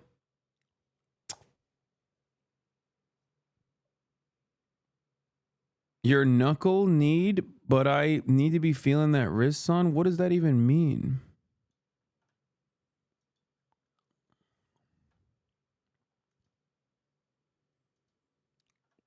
Which Joe Biden is your favorite? In 1991, attacked Anita Hill. 1994, wrote disastrous crime bill. 1995, wrote omnibus counterterrorism act, later became Patriot Act. 1996, voted against gay marriage. 1999, repealed Glass-Steagall Act. 2001, voted for the Patriot Act. 2002, voted for Iraq War. 2005, voted to end bankruptcy protections for students. 2024, complicit in genocide and rise of the far right.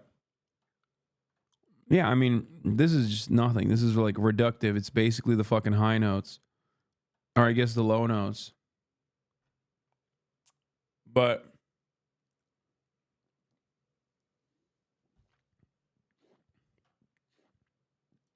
Biden has always been a firm, committed centrist because he rarely ever has real positions on his own.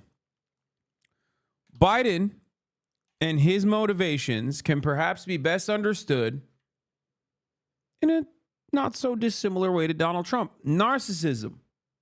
He feels like he has been treated wrong and been called a fucking loser his entire political career. And that's because he is a fucking loser. Okay? He was a fucking loser when in 2016, Barack Obama called him up and said, "Don't fucking run, Joe."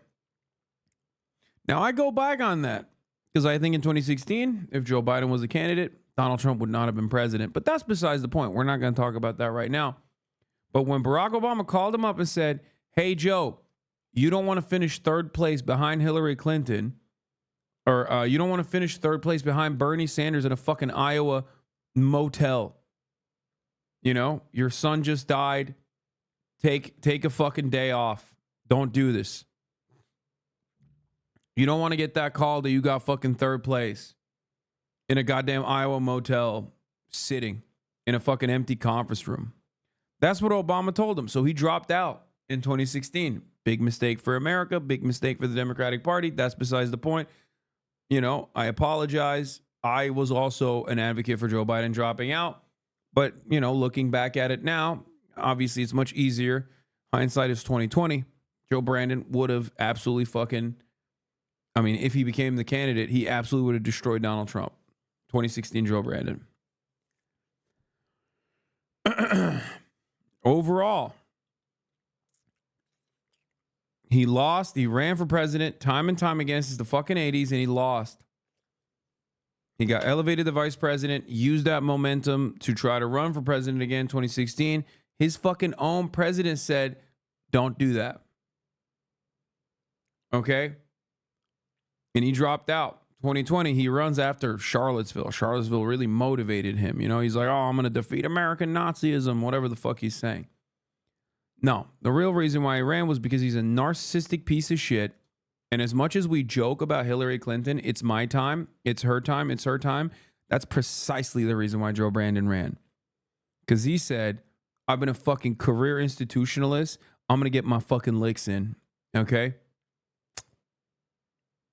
And that's precisely what happened. And that's precisely the reason why he's not dropping out today. I need you to understand. The reason why he's not dropping out today is because in his mind, he is very, and I mean very thin-skinned about the way people are treating him currently. He is in that situation no different than Donald Trump. It's all ego. Because if democracy was really on the fucking ballot, as I have said time and time again, if democracy truly was on the fucking ballot, you really think we have to preserve the ego of a 850-year-old carcass, a cadaver? Fuck them. So which is it?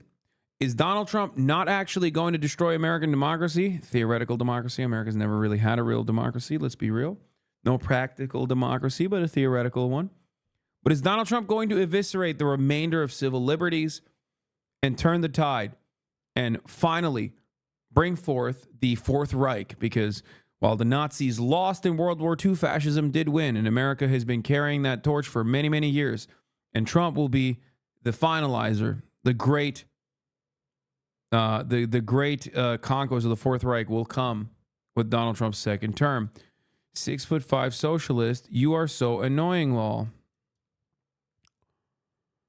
Okay.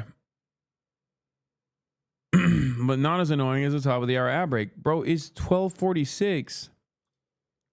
You all right? It's 12:46, my man. What are we doing here? What in the hell are we doing here, big dog? What in tarnation? That's crazy. That's a two-parter, and this motherfucker tried to hit me at 12:46.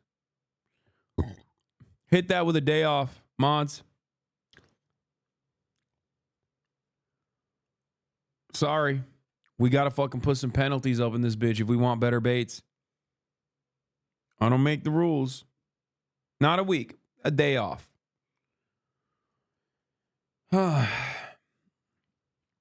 Anyway. I was on my fucking game, too. I was monologuing pretty goddamn hard. Where the fuck was I?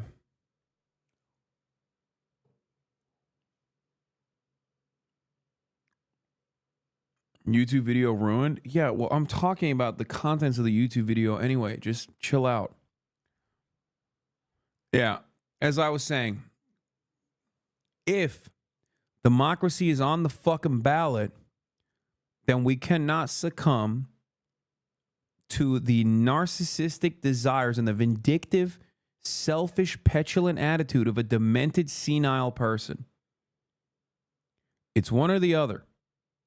Is democracy actually on the fucking ballot? Because if so, we can't do that. Or are we actually saying it's his turn? Again, he's done so much.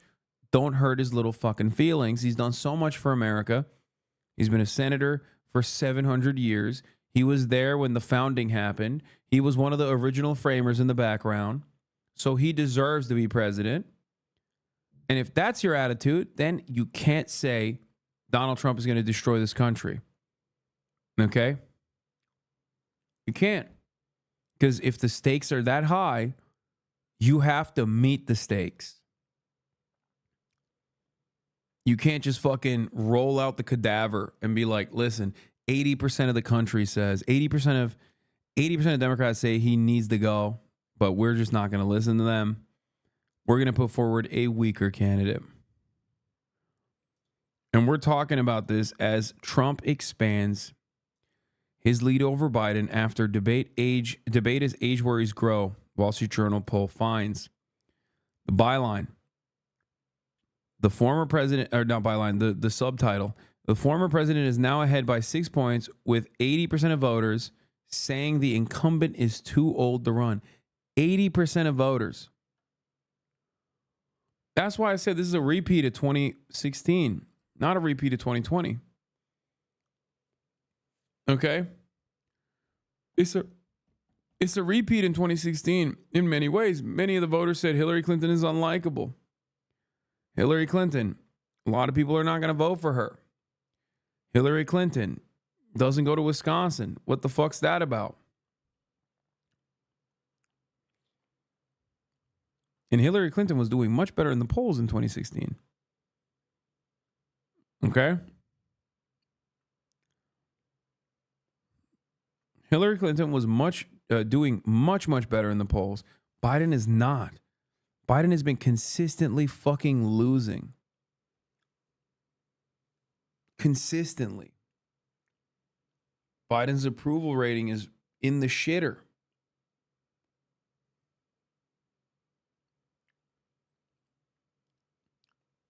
What percentage do we have to get to where the Democratic Party does the right thing? Does it have to be 90%? Does it have to be 92%? Does it have to be 99%? Or will it matter if it's 100% of voters?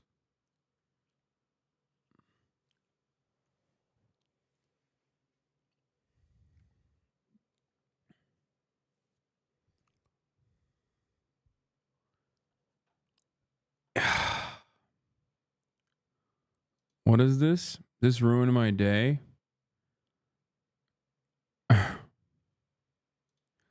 Why would this ruin your day? Big honker jank.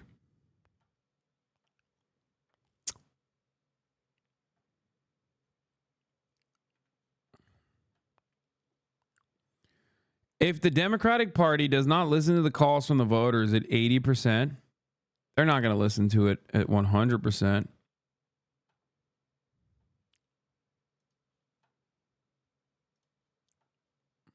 They're just not. All of the questions that we are expecting it to get again today. But again, it is important to sort of emphasize the moment that we are in. This is a White House and a campaign that is very much in crisis mode, and they are also in survival mode right now, Boris. And Jeff, you have new reporting that privately a growing number of Democrats want Biden to drop out of the race, some as early as this week. Boris, there has been a really growing swell of sentiment that it is time to move on with this. We've heard a bit of it publicly from Have you seen iShowSpeed confrontation in Poland with Gnome Wizard? No, but I have seen iShowSpeed in Poland on my TikTok timeline, and it was pretty funny. The least racist Polish man, I would dare I say the most anti-racist Polish man, was side by side with iShowSpeed. But we'll talk about that in a second. Congressman Lloyd Doggett of Texas and many others behind the scenes are saying a similar thing, that it is time, yes, they respect and appreciate the president's record, but it is also time to really see what is going on here. Now, the president, we are told in his campaign, both Jeff Zients, the White House chief of staff, as MJ was saying, and the campaign manager, they're hosting separate staff calls and trying to urge people to stay focused. Hard to stay focused, though, of course, on this when there are these growing calls. The most important meeting of the day, that lunch that is going on right now with the president and the vice president, and that meeting of governors this evening. Democratic governors flying to Washington, virtually all of them, all of the main ones, some of them who could be considered also candidates to meet with the president. So you get the sense, the feeling that so much has changed in 24 hours. Patience is wearing very thin, and time is running out. to make something of a move. However, it is still Biden's decision to make. So Zemche was saying, I'm told privately, he has said that he does not want to drag down the Democratic ticket, but has not yet reached the point of making a decision. Yeah, time is of the essence when making this kind of decision. There's actually time is of the essence, and the Democratic Party knows that, and that's why they're fucking literally pushing it. They're pushing it closer and closer to convention, and even trying to literally figure out ways of like announcing the presidential bid before the fucking convention, because their goal right now isn't to get Brandon over the finish line. Their goal right now is to get Brandon over the convention where he accepts the nomination so that it is the point of no return. After that, they perceive that because the Republican Party is legitimately awful and in way more transparent, unavoidable ways, unlike the top of the hour ad break, which is avoidable, by the way. That's right. At the top of the hour, there's a 3-minute ad break, and you can avoid seeing those ads as long as you subscribe. What? All DNC talking points for convention nomination rules? Yeah.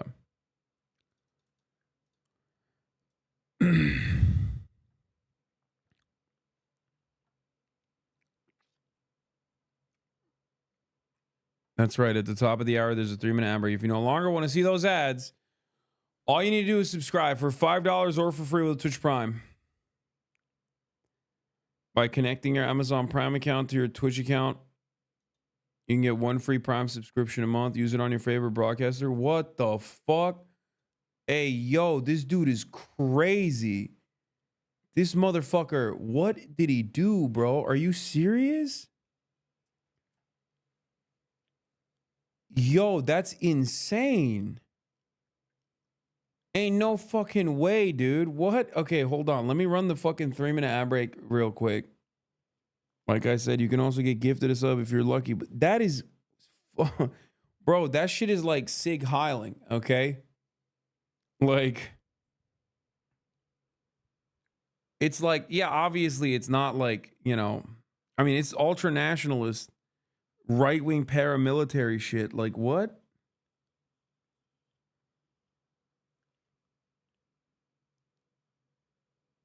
Like, I joke about this because, like, a lot of Americans don't understand it.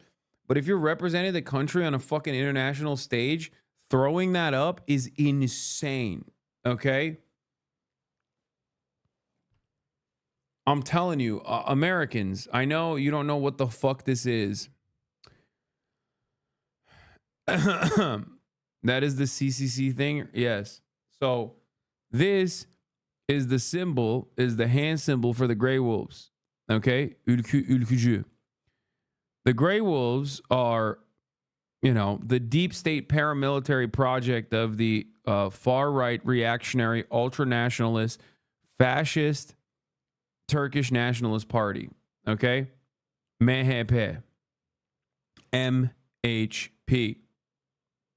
If a Turkish man wearing the fucking Turkish colors on the international stage is throwing that shit up, that is pretty fucking significant. Okay? A lot of you in America, you know this is like, oh, the quiet wolf or whatever the fuck. We actually ironically talked about it. We ironically talked about it on the last episode of Fear and our podcast, I believe, or one of the last episodes. Yeah, people think it's a quiet coyote, not quiet wolf, whatever.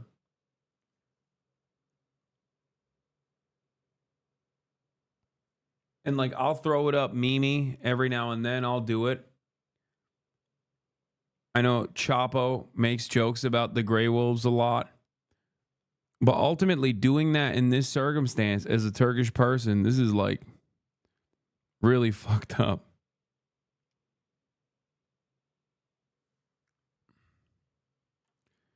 In Turkey, people don't associate this gesture with ultra-nationalists. No, dude. First of all, I'm fucking Turkish. What the fuck are you talking about? No, people don't associate it with ultra-nationalism because they don't have a fucking concept of ultranationalism. They think MHP is a part of the fucking ruling coalition, which it is. Ülke Ocakları operate in Turkey that's because Turkey is incredibly nationalist. So yes, they just think ultranationalists are just like a little bit more nationalist than the regular old nationalists, because that is what is seen as normal.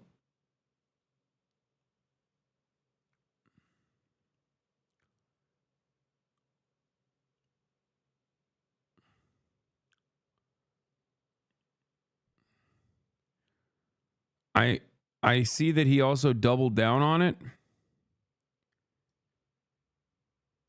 Merih Demiral, Türklükle alakalı aklıma bir gol sevinci vardı, onu yaptım. Türk olduğum için gurur duyuyorum. O yüzden golden sonra onu iliklerime kadar hissettim. Yaptığımdan dolayı da çok mutluyum. İyi ki yapmışım. Oh my God. I had a goal celebration in my mind related to Turkishness, so I did it. I'm proud to be Turkish. So after the goal, I felt it in my bones. I'm very happy with what I did. I'm glad I did it.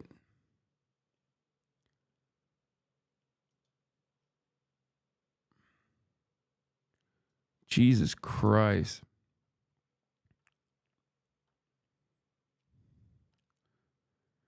Oh, and yes, this guy, you're sending me literally like the weird esoteric fascists of Turkey like accounts. Okay? Tüm Türk dünyasını ve tarihini seven bir Türkçü. A Turk that loves, a pro-Turkish person that loves the entirety of the Turk nation, Turk world and its history. Bölücü, dinci, batıcı, Avrasyacı, liboş, fedöş, partizan, abazan, kezban, feminazi, meriç ve itfapar düşmanı. Oh my God. Türk düşmanı mısın? Hayır abicim. Ama benden nasyonalizm bekliyorsanız salaksınız yani. Lütfen okuma, utanıyorum. CHP lider Kemal Kılıçdaroğlu, Ekrem İmamoğlu, Ankara Meyer Mansur Yavaş.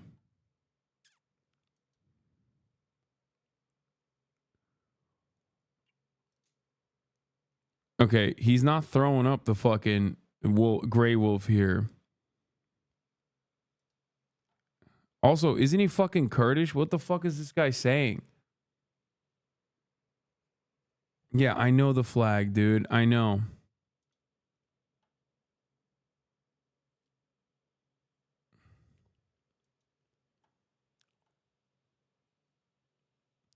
This only proves the point I was making, which is that, once again, it's because all these motherfuckers are hyper nationalist, okay?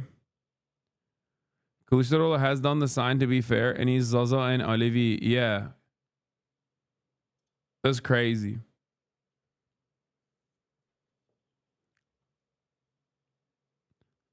It's so funny because it's like, bana laf atıyorsun da Türkiye'de yaşamıyorsun, Türkiye problemlerine karışma be. Oğlum, dünya stajındayız. Okay? Internasyonel audience'ın önünde böyle bir salaklığa inanamıyorum yani. Gerçekten. Hem de gurur duymamız gereken bir anda 2-1 anasını siktik Avusturya'nın.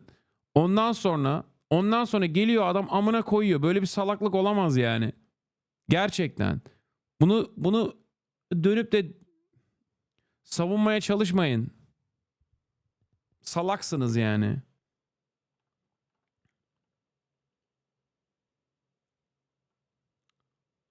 Bu faşizm, nasyonalizm. Bundan korkmanız gerekiyor. Bunu savunmak inanılmaz yani. Fascism and nationalism is so normalized in Turkey that people keep sending pictures of politicians doing it to justify the cause. Yeah, that's what I'm saying. It's like, this only further cements the position I have, which is that hyper-nationalism is like a completely normal position in Turkey. Showing other motherfuckers like, showing other motherfuckers throwing up the fucking, throwing up the wolf doesn't change that reality.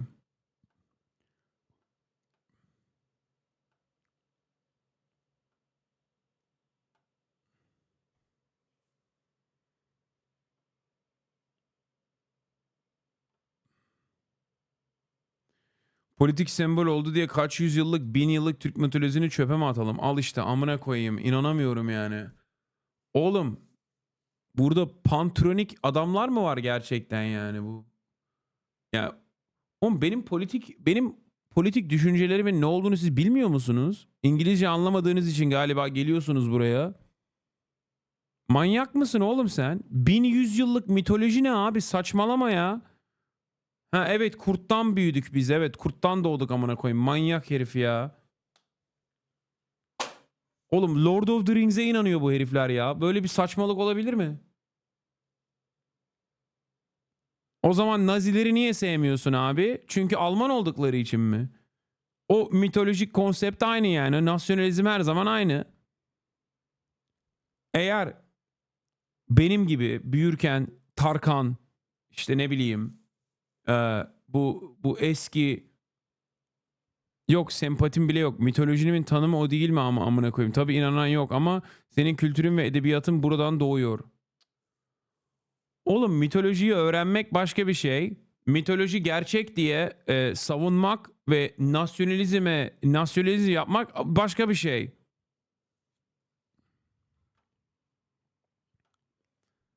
Oh my God, there's actually Turkish people in the chat trying to be like, dude, it's Turkish mythology for 1,000 years. How are you going to cast that aside? Ilık su solcusu mu oldun? Ilık su solcusu ne demek lan?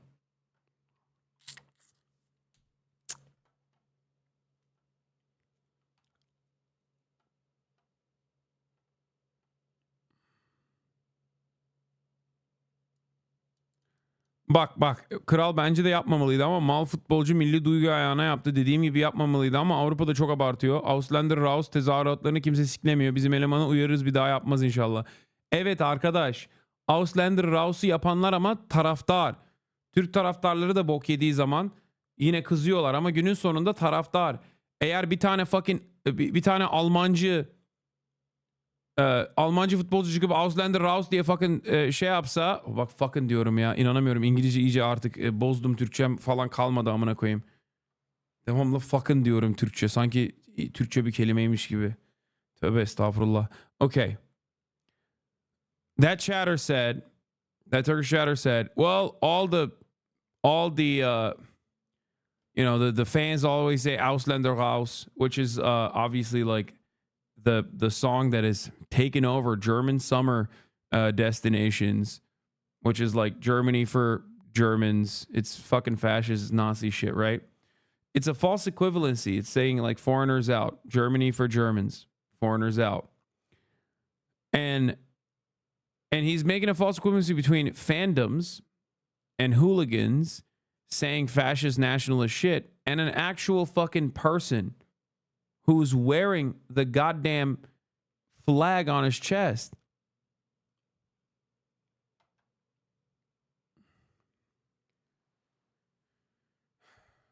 The equivalence would be if a German fucking comes up and sings that after a goal, or fucking Sig Heils after a goal, okay?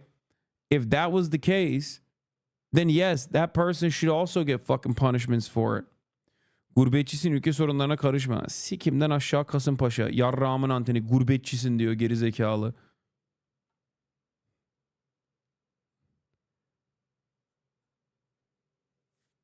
Beni Erdoğancı Almancılarla karşılaştırma. Götüne sokarım yarrağı. Hayvan oğlu hayvan. Gurbetçisin. Evet abi, o yüzden faşist gençlik devam. Helal olsun. Motherfucker being like, you're living in foreign land. Don't worry yourself about Turkish domestic affairs. Yeah, dude, the country that I fucking spent the first 18 years of my life and that my entire family lives in, I shouldn't be fucking worried when fascism is thriving, dude. You're right.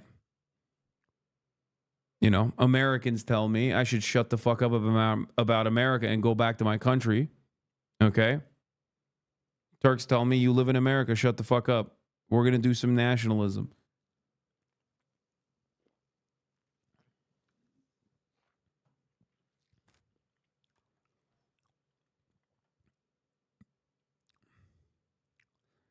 Abi sana yardımcı olur hareket MHP'nin sembolü. Oğlum bilmiyor muyum zannediyorsun? Yapmayın etmeyin Allah Allah dedim işte.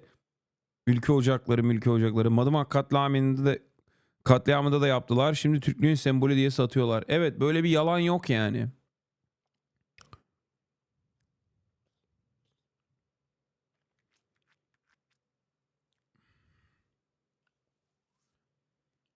Anyway. Bence diaspora kafasında bunu yaptı. Bana öyle geliyor. Ülkücü. Ha bu amına kodum Türkiye'de yaşamıyor mu bir de? Poser tam klasik. Bu da mı Almancı?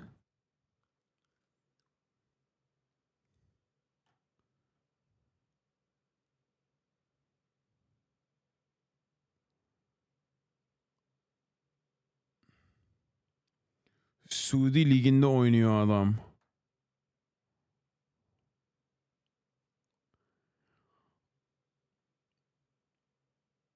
Anyway.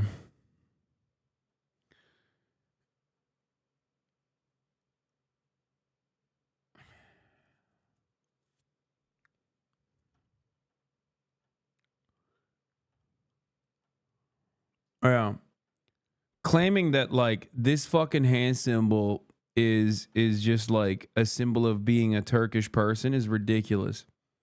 It's like saying Sig Heiling is a symbol of being a German person, okay? It's ridiculous. It's bullshit. Don't ever fucking believe any dumbass that tries to say that shit.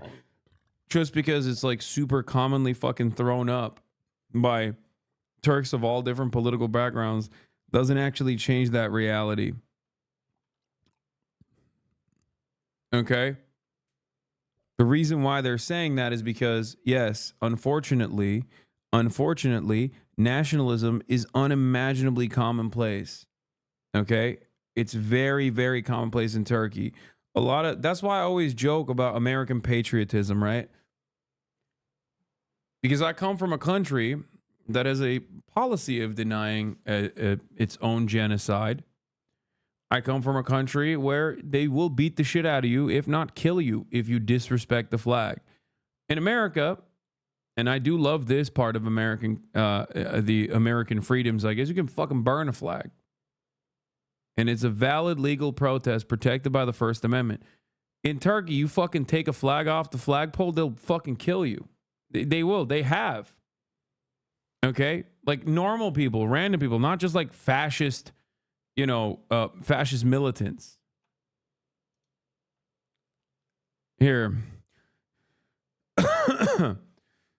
I mean, this guy's fucking working for the FDD, okay? I'm sorry, but, it's so funny because this is like neoliberal Western Hitlerites talking about Turkish Hitlerites over here. Fucking foundation, FDD is a Foundation for Defense of Democracies. It's so funny. Anyway, whatever. The salute used by Nazis in Hitler's Germany is believed to have originated from and was widely used in Roman times. We likely agree the usage of the symbol by Nazi and Romans do not convey the same meaning. The Grey Wolf gesture in modern Turkey is not a general component of Turkish identity, but denotes loyalty to one specific branch of banal and fascist nationalism commonly propagated by the MHP. He's right. The FDD dickhead is right. It is a worldview that glorifies racial exceptionalism, denigrates pluralism and diversity, and celebrates violence. Hrant Dink's assassination is a good example. It is not widely used by Turks. It is widely used by Turks who subscribe to this deplorable creed.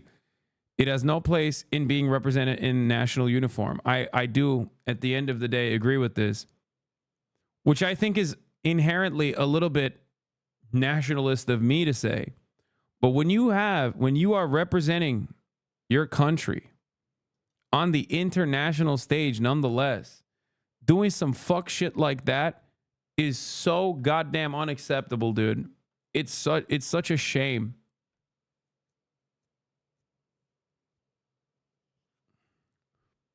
Hrant Dink is a Armenian journalist who was assassinated by another fucking nationalist terrorist. What is FDD? For those of us that don't know Turkish politics as well, FDD is not Turkish, man. What are you talking about? FDD is a American think tank that is tasked with justifying American imperialism. It's a nonpartisan institution focusing on national security and foreign policy. It's an American imperialist foreign policy think tank.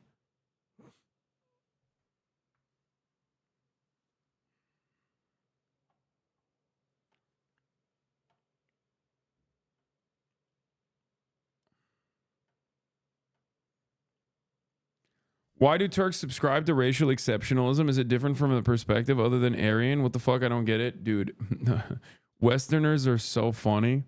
They think that like the only racial supremacist nationalism is Aryan. The fuck? Brother. Every fascist group, every non-white fascist group subscribes to some form of racial purity and racial supremacy. What are you talking about? Do you know what Imperial Japan was doing?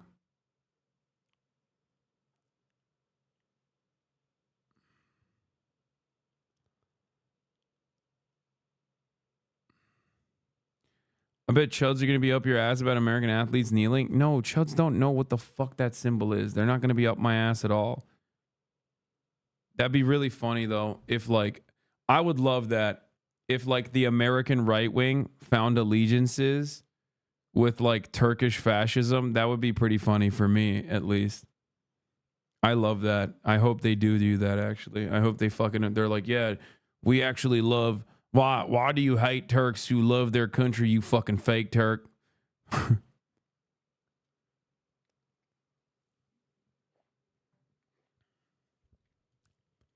Like, something that even 4chan groypers don't do. Like, the number one group that all the Nazis in America despise are Turks on 4chan. Okay? That's why the terminology Turk Roach comes from that group.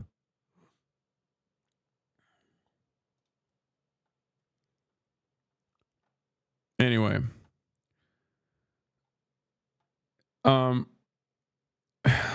There was no such thing as a gray wolf sign in Turkey until 1990. Even idealists don't use it. Even Turkish does not know the sign, which is claimed to be the 1,000-year-old symbol of Turkishness. In 1991, Turkish learned the sign from someone during his visit to Azerbaijan and turned it into the political symbol of MHP and idealism. Just 2 years later, we see that sign in front of the Madımak Hotel. That's a massacre that took place, as a matter of fact, by the is a pogrom. Basically, we covered it in the NATO conversation in Turkey. The irony, the inherent irony of all of these nationalist Turks is that their involvement in Turkish politics and their inception is directly American CIA operations in the fucking country. Okay? It is so unimaginably cucked because its foundation comes from the United States of America planting the nationalist movement as a mechanism, just like they did in Italy and just like they did in every other NATO country, planting hyper-nationalist Turks, Turkish counter-guerrilla forces, counter-guerrilla, as an anti-communist militia to do violence to fucking Turks. Turkish socialists, Turkish trade unionists, Turkish communists, Turkish progressives.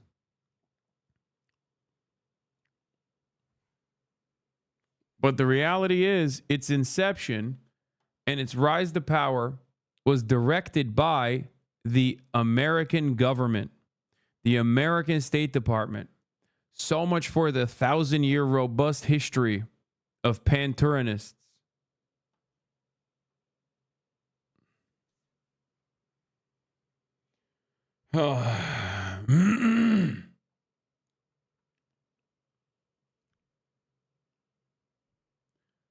it is in many ways not dissimilar to Fethullah Gülen, another CIA asset. Okay? He's Islamist. Fethullah Gülen is the Islamist version of this. Okay?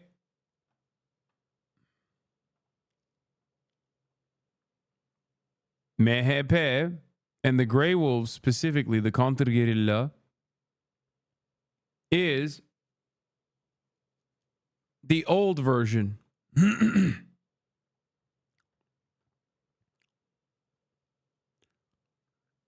Anyway.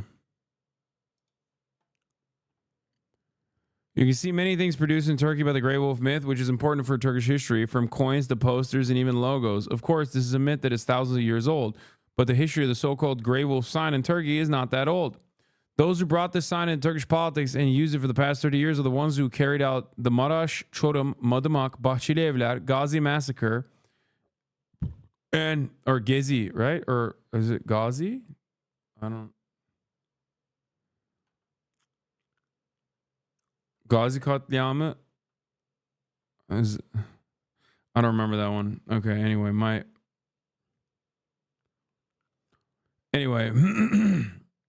let's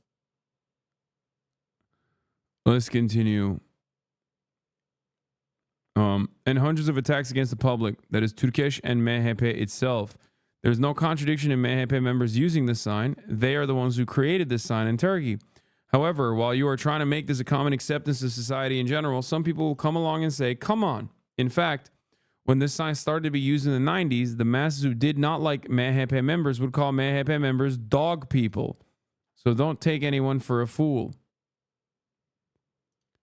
Türkeş'in oğlu ve bir dönem AKP milletvekili Tuğrul Türkeş de benzer bir iddiayla işaretin Azerbaycan'dan alındığını doğrulamış zamanında. This is Alparslan Türkeş's son, former AKP MP. Tuğrul Türkeş also confirmed with a similar claim that the sign was taken from Azerbaijan.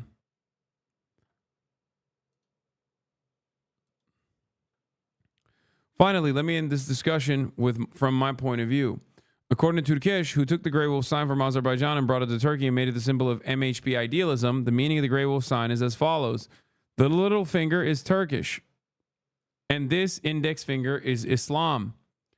The space between the sign we make, the Grey Wolf sign, is the world. Finally, the point where the remaining three fingers meet is the seal. So if we show it by pointing to the elder brother, this is what comes out. Turkish, we will put the seal of Islam on the world.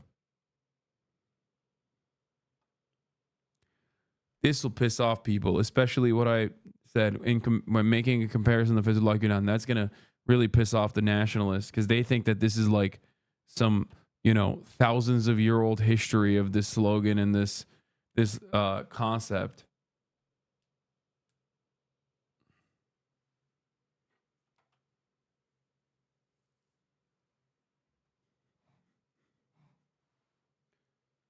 Anyway. Good stuff. How fucking insane, dude.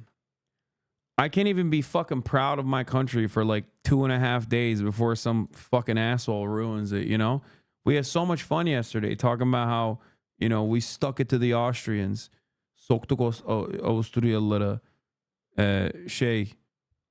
bizi durdurdular zamanında Viyana'da. Ama geldik geri Avrupa'ya gösterdik. Ondan sonra al yine salağın önde gideni işte. Davul. Can't have shit, dude. So fucking embarrassing. Your country's birthday is tomorrow, brother. No worries. Yeah.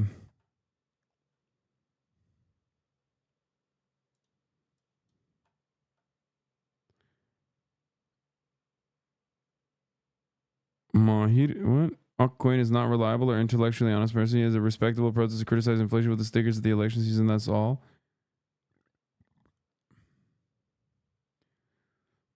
I'm not pointing to him because he's like an accurate historian. This chatter sent his thread, and his thread is ultimately informative and is not wrong. I don't disagree with the things that he mentioned in that thread. Ultimately, what difference does it fucking make? Even if it was a 1,000-year-old pan-Turanist symbol, okay? Once that symbol is adopted by the MHP party, okay, by the fucking ultra-nationalist fascists, then yeah, it's like, it is no different than claiming that you're just doing the Roman salute and you didn't actually intend. Okay? You didn't actually intend to fucking offend anybody or whatever. It's silly. Yeah.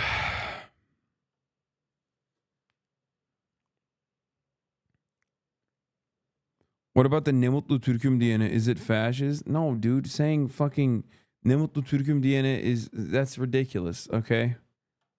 Like, there's a boundary between being patriotic and saying it's still too nationalist for my liking in general, but like, you're out of your, like, the difference is literally being like, I love Germany, I'm proud to be German, versus Germany for Germans.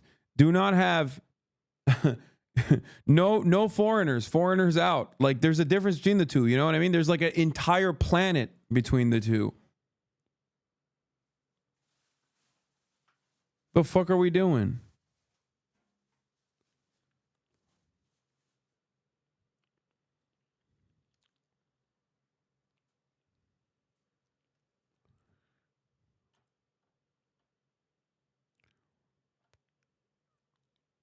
Anyway.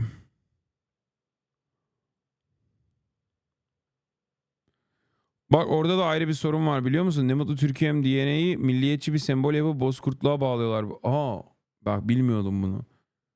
Apparently, this common slogan, this common thing to say, ne mutlu Türk'üm DNA, which means like, you know, how proud I am to say I'm Turkish, basically, how happy I am to say I'm Turkish. It's like it's still, you know, it's still an installation of pride, I guess. Again, like I said, too nationalist for my taste, but like still very different than the thing that we were just discussing. Turns out, I guess they're trying to fucking co-opt that too.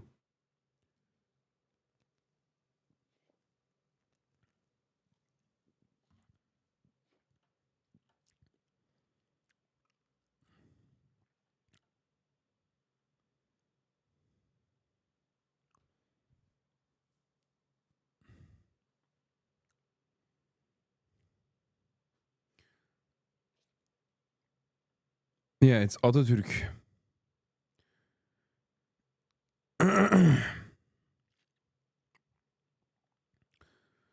Do you think Atatürk was fascistic? I think Atatürk's like nationalism is definitely a little different than Alparslan Türkeş's nationalism or the MHP nationalism. It's an in-between. Because it's like post-colonial to a certain degree. It's still inherently reactionary. It's still obviously anti-socialist, anti-trade unionist, anti-communist. But a little bit different than fucking the modern iteration. You might notice this as a you might notice this because, like, while the recent initiative is to co-opt Atatürk and his imagery, the original hyper-nationalists fucking despise him, aren't exactly big fans of him, consider him a fucking Western op. I mean, the current God King Emperor of Turkey, Recep Tayyip Erdogan, Reis, the fucking watermelon salesman, literally went to jail for shitting on Atatürk back in the day. Anyway.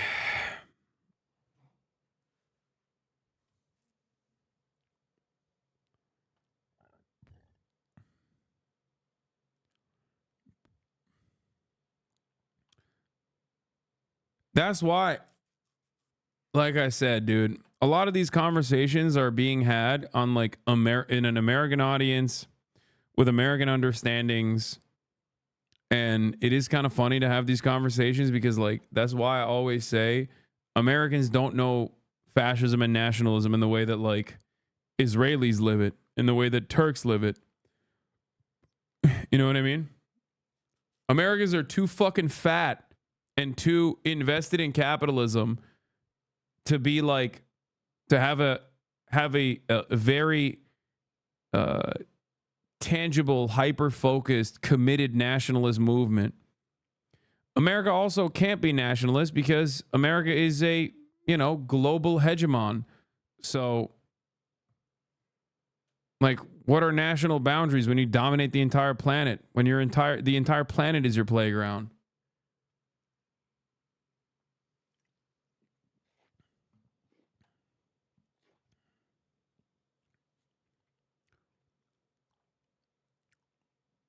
Anyway.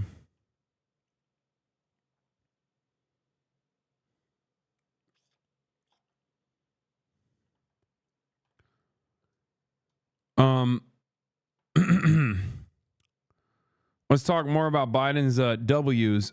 Trump widens lead after Biden's debate debacle. Time CNN poll finds. Let's get back to America. Donald Trump is ahead of President Biden by 6 percentage points among likely voters in a new national survey. Overall, 74% of voters view him as too old for the job, an uptick since the debate. Let's listen to this article. Can we? Probably not. Okay.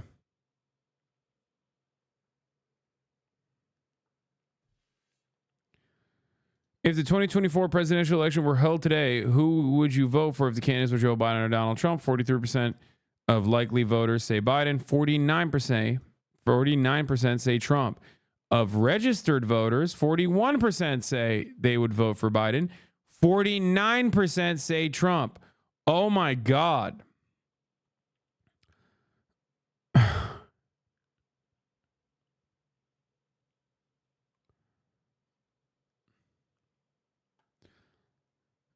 Donald J. Trump is in the lead.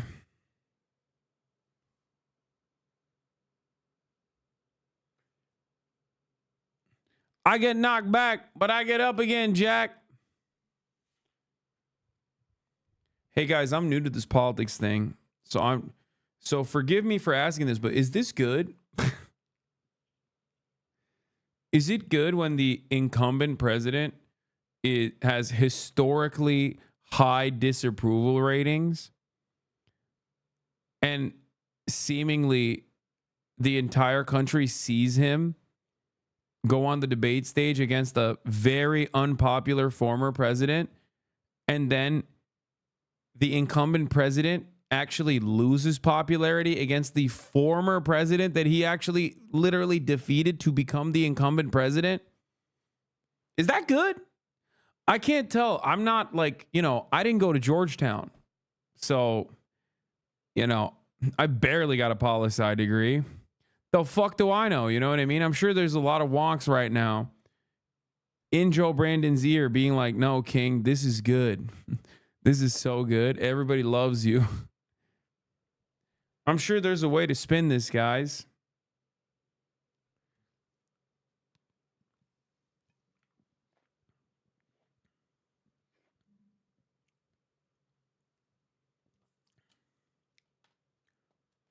After all, I said historically high disapproval rating. Historically high disapproval rating. Think about that. That's right. When life gives you lemons, you make lemonade. Okay? Holy moly. Doubts about Mr. Biden's age and acuity are widespread and growing. A majority of every demographic, geographic, and ideological group in the poll, including black voters and those who said they will still be voting for him, believe Mr. Biden, 81, is too old to be effective. Overall, 84% of voters view him as too old for the job, up 5 percentage points since the debate. Concerns about Mr. Biden's age have spiked 8 percentage points among Democrats in the week since the debate to 59%.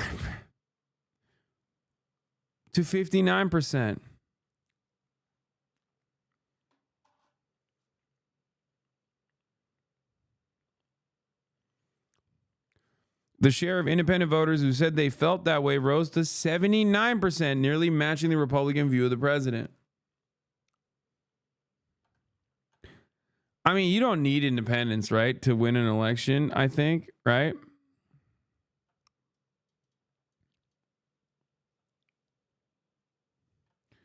Isn't Trump only a couple years younger than Biden? Yes.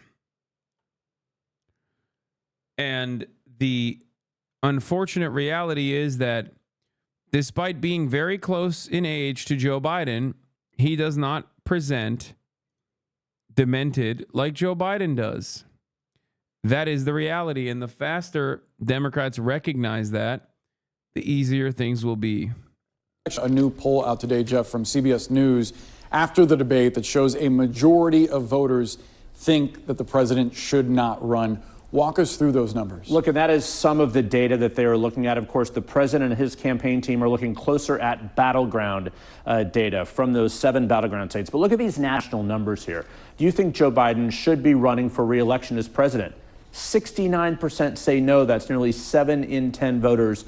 31% say yes. So that certainly is an indication at a national level. It's hard to imagine battlegrounds would be any different than that. But again, this is the president's choice to make. First Lady Jill Biden, interestingly, is in Michigan campaigning today.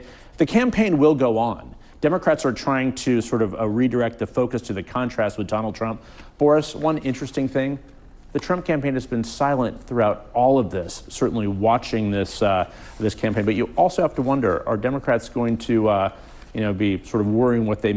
Don't interrupt when your enemy is making a mistake, bro. Like, this is a basic fucking tenet. You don't even need to read Sun Tzu to know that. Okay? That's why they're not saying nothing. Do you know how good this shit is? It's probably best not to gloat, man. What are you talking about?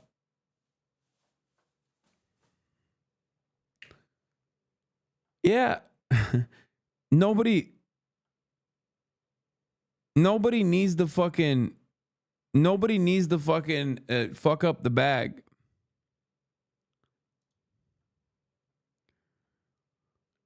Current DNC counterpoint, age is just a number. DNC Republicans, true. If your enemy is shitting in his diapers, don't interrupt. Yes.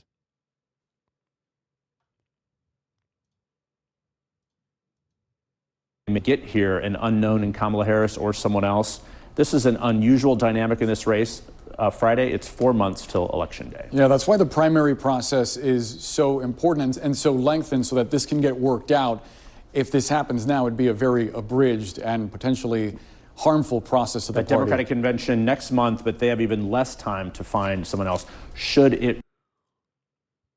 Listen, dude. There are decades where nothing happens, and then there are weeks where decades happen. Okay? It's crazy that these guys are like, nah, there's not enough time. The only reason why they're fucking saying that is because they want everybody to shut the fuck up. Never interrupt your enemy when he's making a mistake. Napoleon Bonaparte, Hasan. Oh, it was Napoleon. Whatever. That last quote, though, the decades, weeks thing, is Lenin.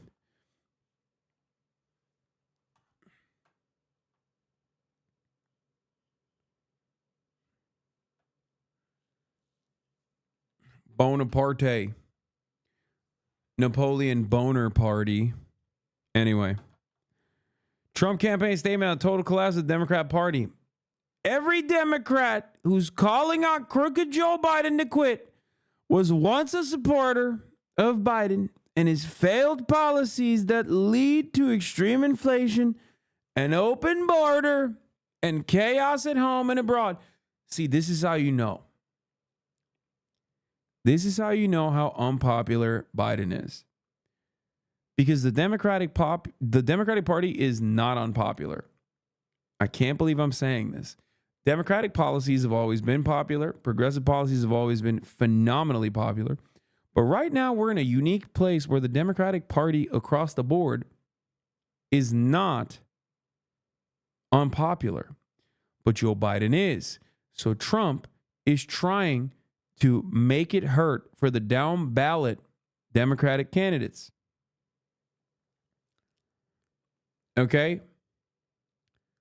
This is low key, no different than the strategy that I have begged the Democrats to do for years and years, and they finally started doing it a little bit, only to dial it back.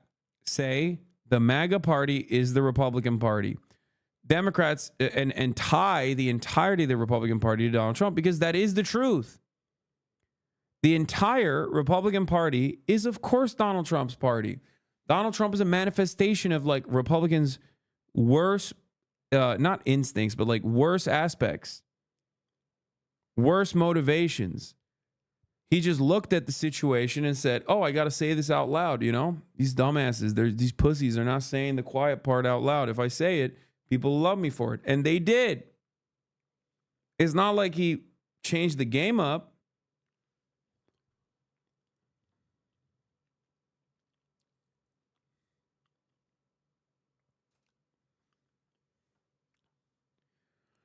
Make no mistake that Democrats, the mainstream media, and the swamp colluded to hide the truth from the American public. Joe Biden is weak, failed, dishonest, and not fit for the White House.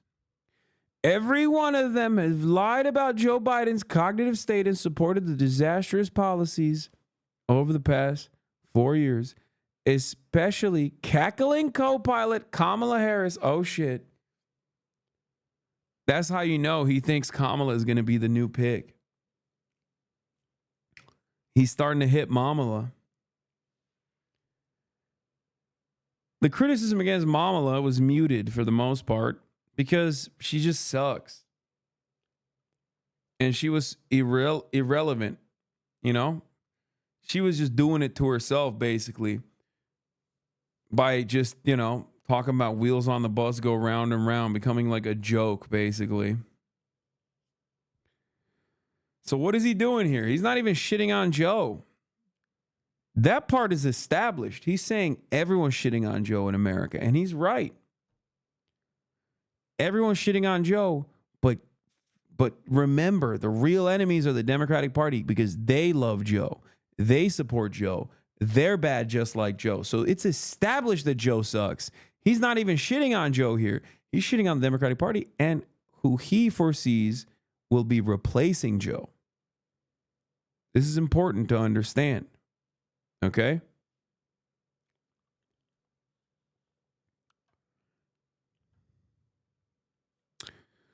President Trump will beat any Democrat on November 5th because he has a proven record and an agenda to make America great again.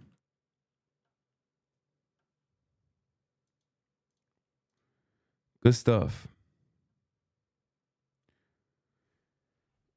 Ay, ay, ay.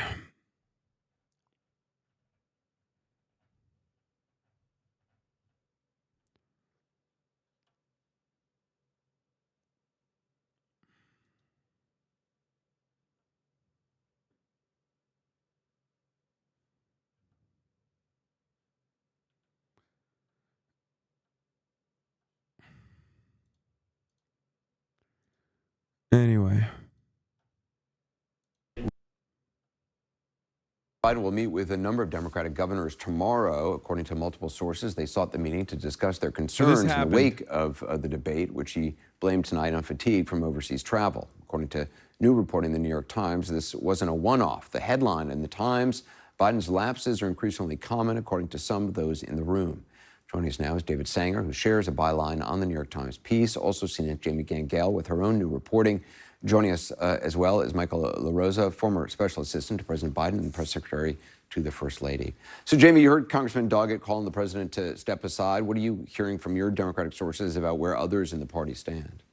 Anderson, I think it's fair to say the dam is breaking. Top Democratic Party leaders, this includes former and present administration officials, as well as major party donors, are now saying out loud what we've been hearing privately for days, that after what was a disastrous debate performance, they want President Biden to step aside for the good of the party and the country. They do not think this was a one-off event or just a bad night, and they think the stakes are too high, and that, frankly, he would lose to Donald Trump. David, we mentioned that tonight President Biden has blamed poor performance in the debate on his busy travel schedule in the weeks leading up to it. You write about that in the Times, quote, a senior European official who was present said that there had been a noticeable decline in Mr. Biden's physical state since the previous fall, and that the Europeans had been, quote, shocked by what they saw. The president at times appeared out of it, the official said, and it was difficult to engage him in conversation while he was walking, end quote. To be clear, they were saying it was more than someone who was simply tired. What else have you heard from people that are in your article? Well, it was a mixed picture, Anderson, and what we set out to do with just about the whole Times White House team and other reporters that we have around Europe is reconstruct these last 3 weeks and try to answer just that question, which is, could this just be from the fact that they had him, by the president's own description tonight, very unwisely flying across the Atlantic twice, and then the last time from Italy to Los Angeles for a fundraiser and back to Washington. So he crossed a lot of time zones. He was certainly tired. Staff members who were younger than he was, were far younger than he is, were certainly complaining about it. But there may be something deeper going on here, because while the White House calls it a one-off event, in talking to staff members, others who've been dealing with the president, it's clear that there has been an increasing frequency of these moments where he is either frozen or lost the thread of his conversation. And that's made a lot of people worry and make them wonder that whether or not it was more than just the travel, that the travel may have made it worse, but may not be the underlying cause.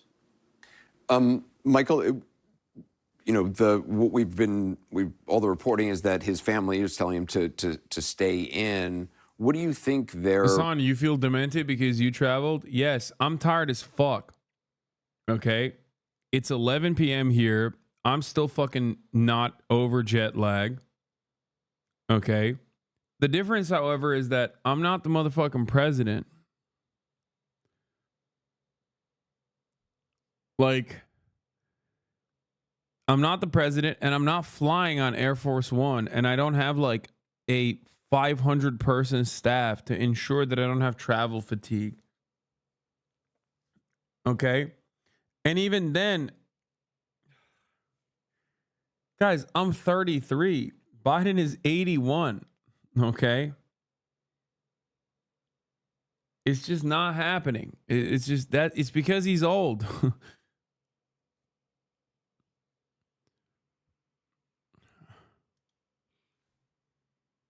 thought process is on this? What do you? What would be the view from the White House? Milka. So you have two very respected, very credible journalists, and I don't doubt a single reporting in their pieces. I would just say it's going to take a lot more than blind sources to push this family out. They're just not going to bend to. Like, he's not going to step aside because of blind sources. And it reminds me of Ed Rendell, when he used to say, a nation of wusses. This is almost like a party of wusses. If they think that if they want the leader of the party to step aside, there's probably, you know, a lot of validity to what they're saying, to their concerns. However, they have to be public about it. Like, it's going to take Nancy Pelosi and Chuck Schumer to really be the ones, like Hugh Scott and Barry Goldwater and John Rhodes did in 1974, to go down and say, there is no support for you, Mr. President. I don't see that happening. This is not a dam breaking, because there is one congressman from Texas, in all respect to Congressman Doggett. There is one congressman who called for Bill Clinton to resign. In the end, this decision would boil down to the First Lady and the President. No. The First Lady, while she is his spouse, she is not his political advisor. She is one of several. Valerie, his sister, Mark Gittenstein, the ambassador to the European Union, Mike Donnellan, Ted Kaufman. Yes, they will discuss this kind of thing together.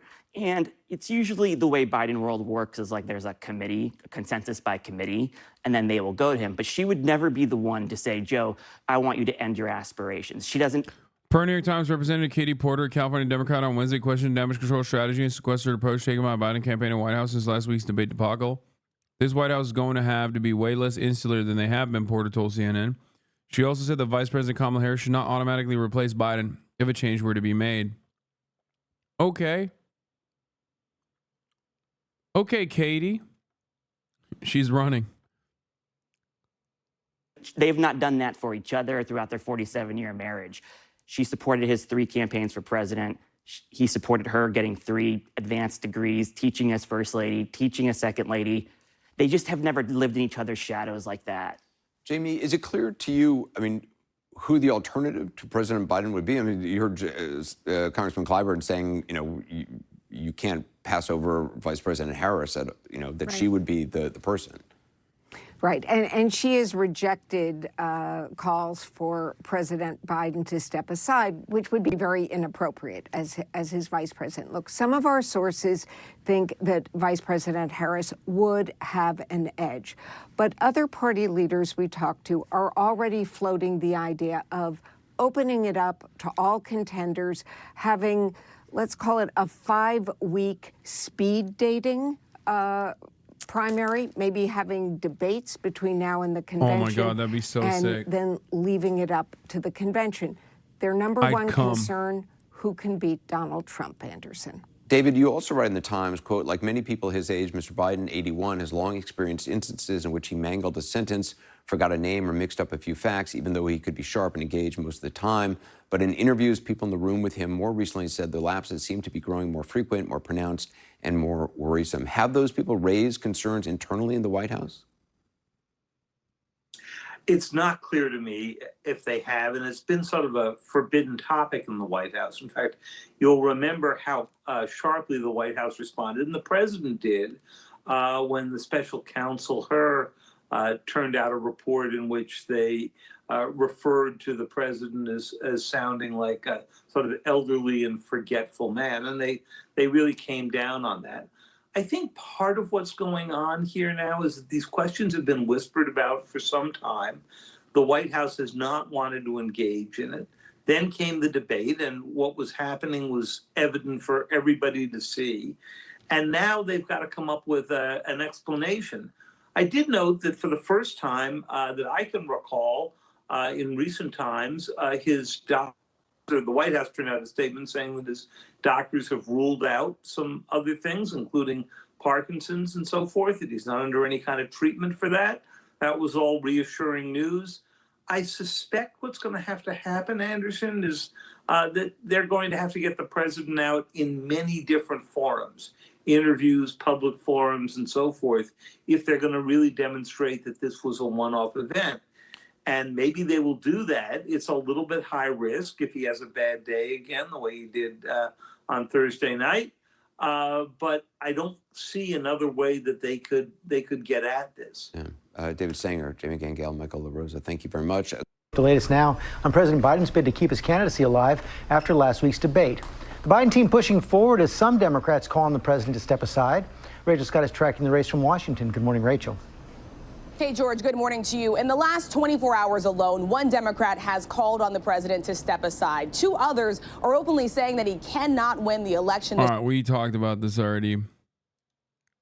We're going to begin with talking about pressure, growing pressure on President Biden from inside his own party after last week's very poor debate performance. And we now have a new CBS News poll. While the presumptive nominees are functionally tied, and our national poll shows a shift towards former President Trump. Now, our last poll had President Biden leading very slightly. The president was also ahead in battleground states in the last poll. Now he is behind by 3 points, though that is still within the margin of error. This comes as the White House offers multiple explanations for the president's debate performance. Brandon speaking right now. Nancy Cordes is at the White House yesterday. Nancy, good morning. That White House press briefing was one for the books. Of grace. It really was, Dale, because now you've got the president saying that it was jet lag, the White House saying that it was a... Looked at the crowd and he said he believed they were wrong, but he did not harbor hostility toward the people of the South.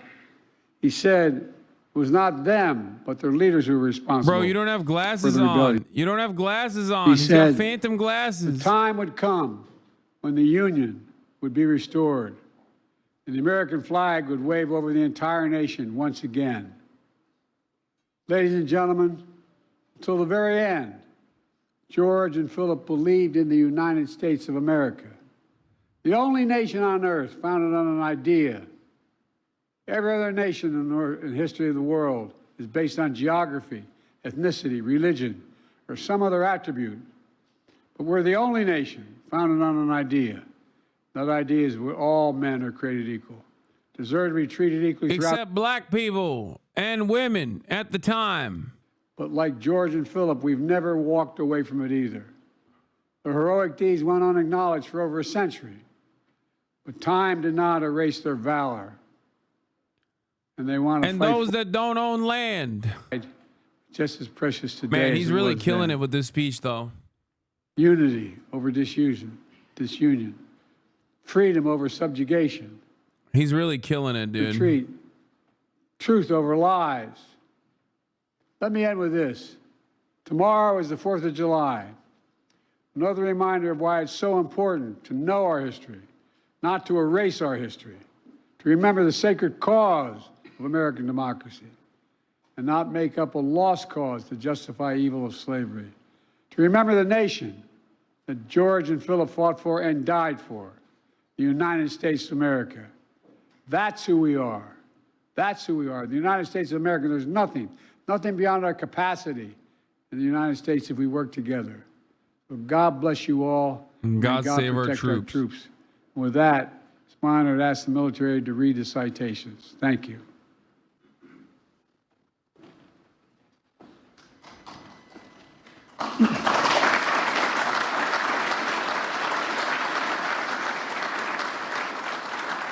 Woke, they got a woman reading. Gerald Taylor, accepting on behalf of his great-great-uncle, Private Philip Shadrach. Shit's woke, dude. What the hell? Women are in the military? What the fuck's going on, dude? What's next? You gonna tell me that there's a 3-minute ad break at the top of the hour? Well, guess what? They're putting Biden next to older people so he looks young. Medals of honor posthumously to 2 Civil War veterans. And anyway, here's the 3-minute ad break now. Medals of honor. Biden's like, I was there, Jack, during the Civil War. I remember what it was like. Why? Every move, every word, given all the talk about his 2024 campaign.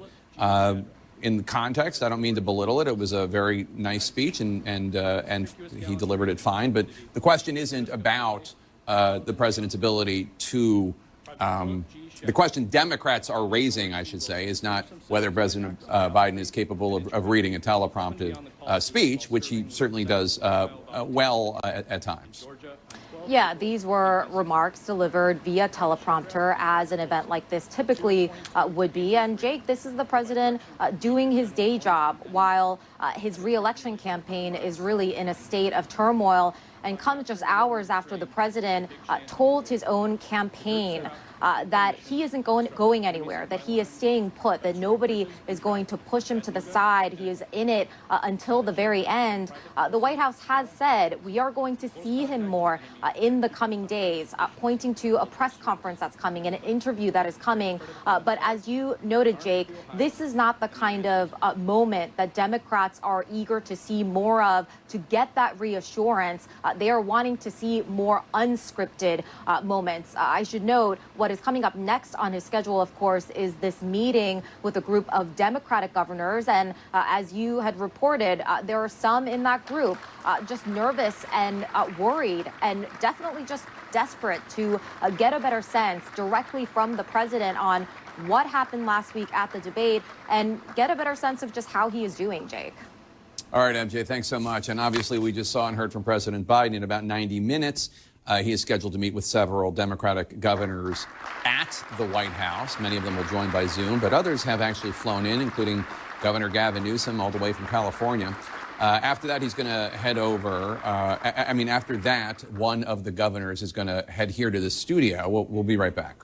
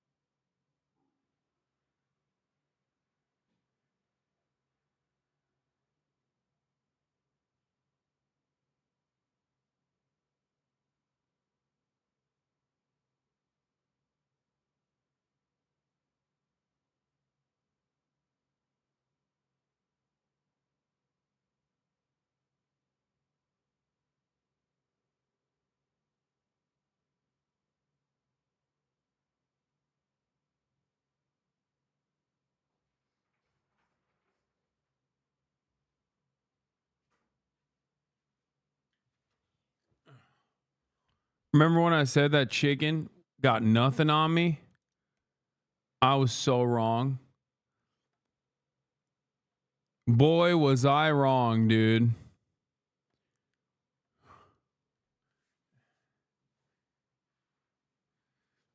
I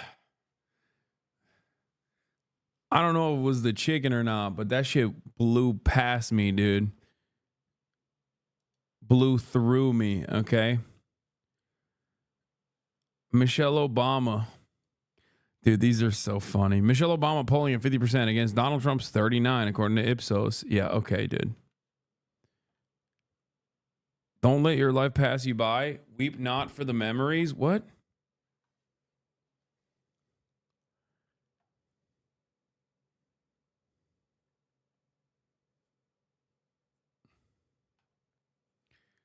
Autobahn intestines. Yeah, it's probably not the chicken. It's probably the tap water from yesterday.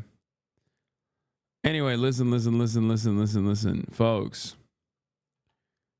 Was it a struggle or was it an easy pass? Too easy of a pass, if you know what I'm saying. If you catch my fucking drift. Sometimes you want that to not pass so easy. You know what I'm saying? There is such a thing as too easy. Holding just an off night, while Democrats have begun to say publicly they think it's something more. To counteract that notion, the president is now adding more campaign trips and a network interview to the schedule, but it is not clear that that's going to be enough to stop the fallout. At a fundraiser in Virginia last night, President Biden offered a new explanation for his poor debate performance. We are so fucking back. HasanAbi left us with 7 minutes with CNN running. Did you time my shit? Like, what the fuck?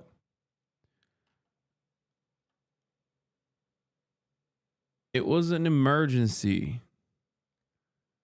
Okay. God damn it. The fucking stream is effing again. I decided to travel around the world a couple of times shortly before the debate, he said.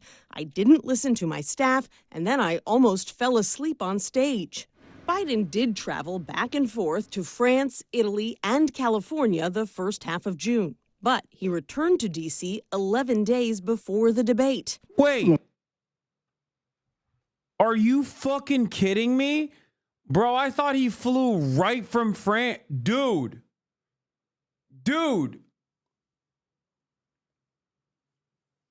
Are you fucking insane?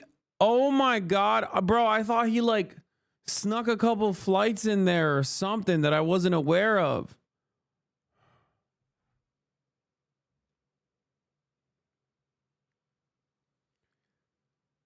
Bro, that is insane, dude. 11 days in DC prepping for the fucking debate? Dude. Dude.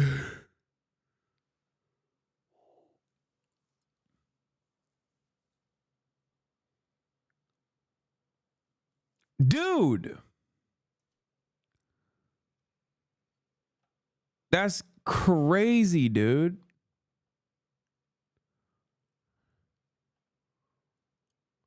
Bro, what are they doing?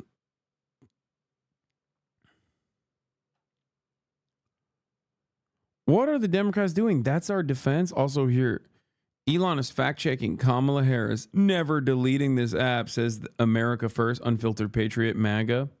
Just a dude with an iPhone. Fire emoji, fire emoji. Kamala Harris says Donald Trump would ban abortion nationwide. President Joe Biden and I will do everything in our power to stop him and restore women's reproductive freedom. He clearly said he would not do so in the debate. Fucking fact check, dude. Online liberals' reaction to the media calls for Biden to drop out is comically bad. Wait, dude.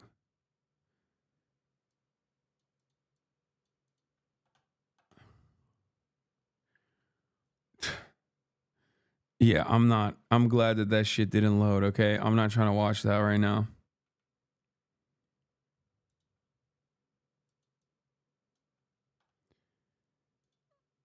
Look, if we finally beat Medicare. And the White House press secretary had a different explanation for Thursday's debacle. The president had a cold. He had a cold and a bad night. She insisted Biden is not suffering from something more serious. He can do the job. He can. But even as she spoke, a New York Times report was taking Washington by storm, citing White House and Spotted HasanAbi merch and Megan Thee Stallion related TikTok. What? Megan Thee Stallion 可愛くない？ちょっとどうする？お金稼ぐ私はスター。もう私見たんです。ある男の人がね、メーガン・ディ・スタリオンさんの日本語の発音がアメリカなまりで全然日本語正しくないって言ってる。どうでもいい。どうでもいいわ、お前の意見。大物の日本人は外国の人が頑張って日本語喋ろうとしてくれてるの見たら、頑張れって応援するもんです。中途半端な日本オタクの外国人ほどよく喋りますよね。キャンキャンキャンキャン、うるせえな、この野郎。チワワですか？ This is the best HasanAbi head, straight up. She is. Because she's Japanese. I know her shirt. She wears all the merch.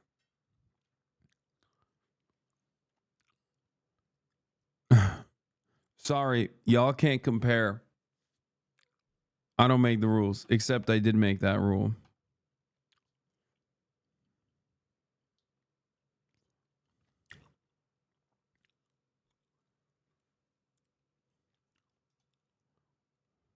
and foreign officials who said Biden has, quote, increasingly appeared confused or listless, and even sometimes seems to freeze up.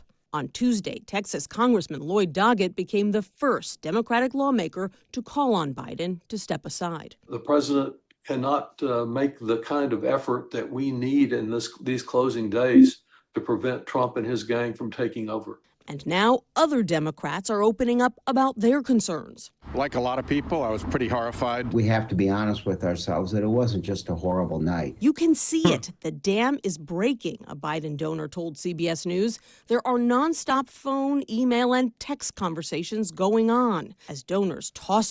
I think one of the strategies that the Democrats actually applied after the debate was literally do mass blast fundraising for Brandon. Because my phone has not stopped blowing up, dude.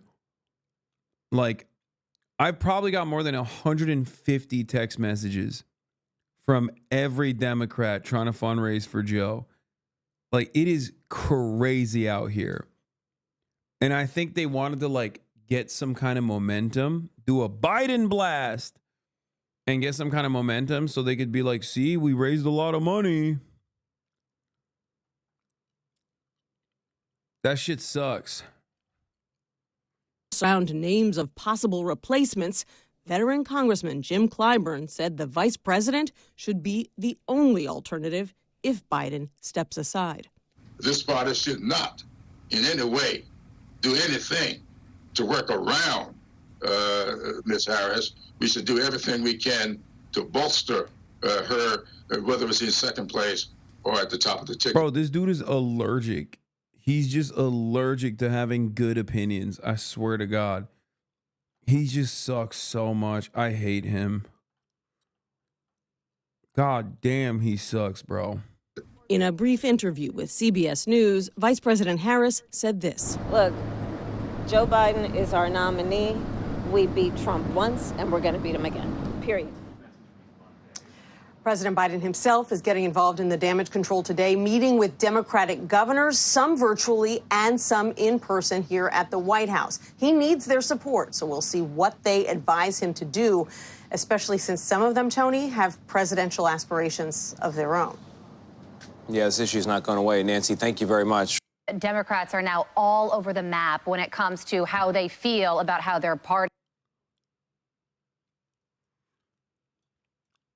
About what the president has been able to do during his past 3 years.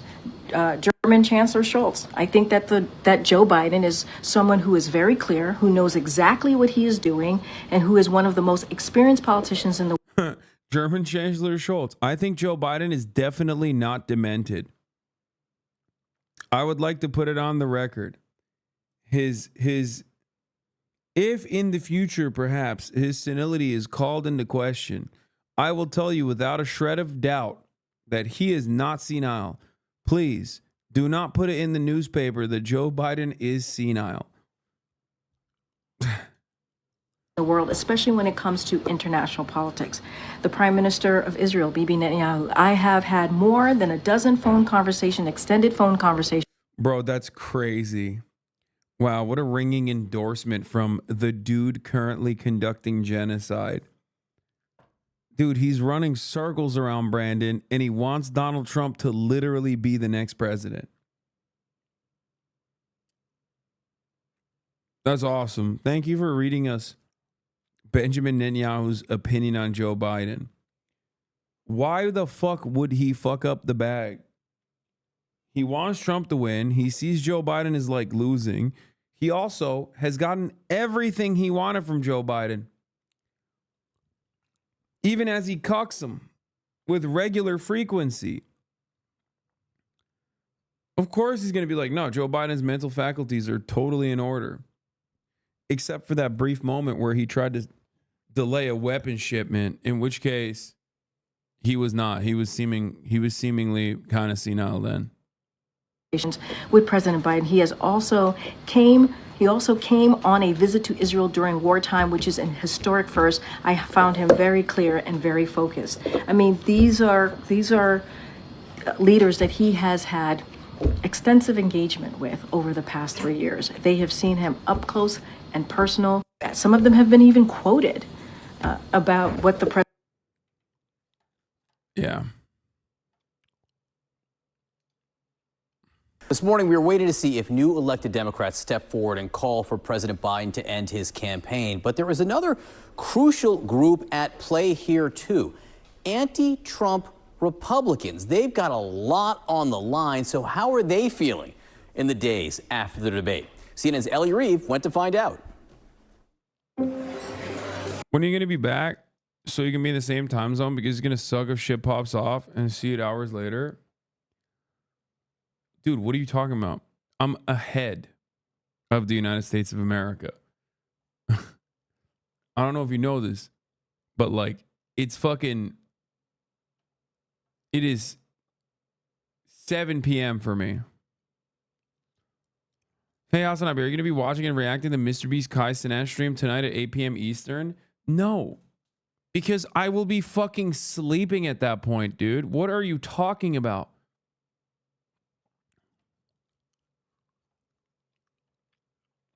Are you insane? Are you coming in here to fucking do a hashtag ad for Kai Cenat and Mr. Beast? Like, you think they need the help?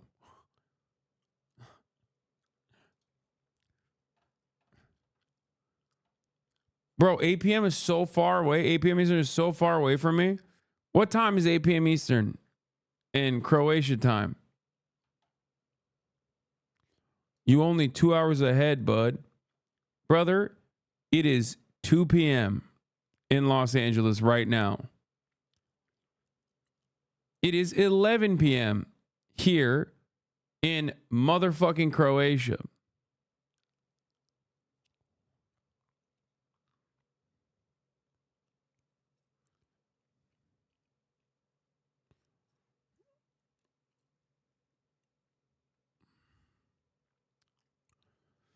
Son, now you know what us you viewers feel. I get it.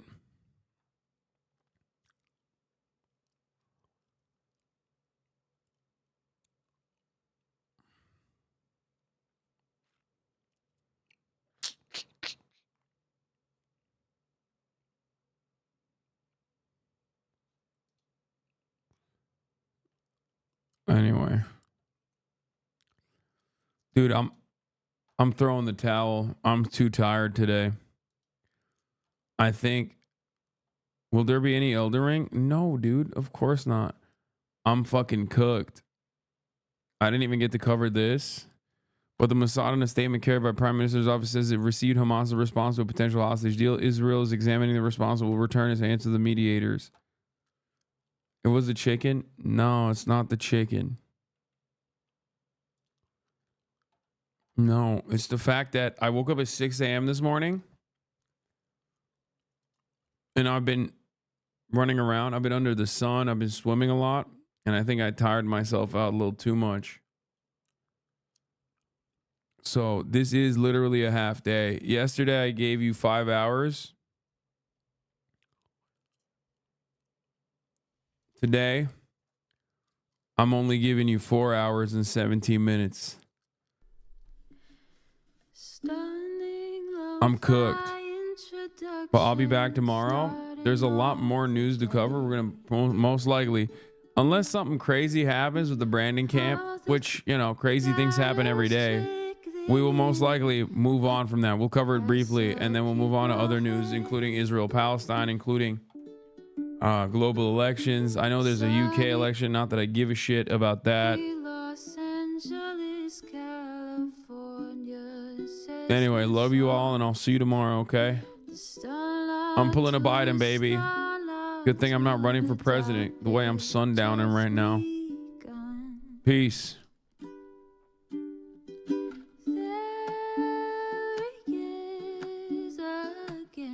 Hasan is streaming. Hasan is streaming. There he is again. Hasan is streaming. Hasan is streaming. Reviewing the P.O. box. Uncle Uger's face. Sudden discord active prop. Great names take embrace. Tiny Bernie Sanders, LGBTQ Air Force. The whole left at your fingertips, on at your door. H3 crowded debate, the Young Turks online show. 3 full fucking years of this, plenty more to go. 90-day fiance talks of champagne bourgeoisie. A Trump rally live reaction, a mass riot at DC. There he is again, Hasan is streaming. Hasan is streaming. There he is again, Hasan is streaming. Hasan is streaming. Reading a live stream, fair comments, Austin show chat advice. And all the ways the right-wing pipeline can suck you in online. JCS react, Lord frame gets broken, cover blown. A full-blown mass pandemic, monster streaming at your home. Total radicalization coming out to find. The system you were taught to trust in was broken the whole time. All these daily streams, whether big or whether small, have helped me and so many find the meaning through it all. There he is again, Hasan is streaming. Hasan is streaming. There he is again, Hasan is streaming.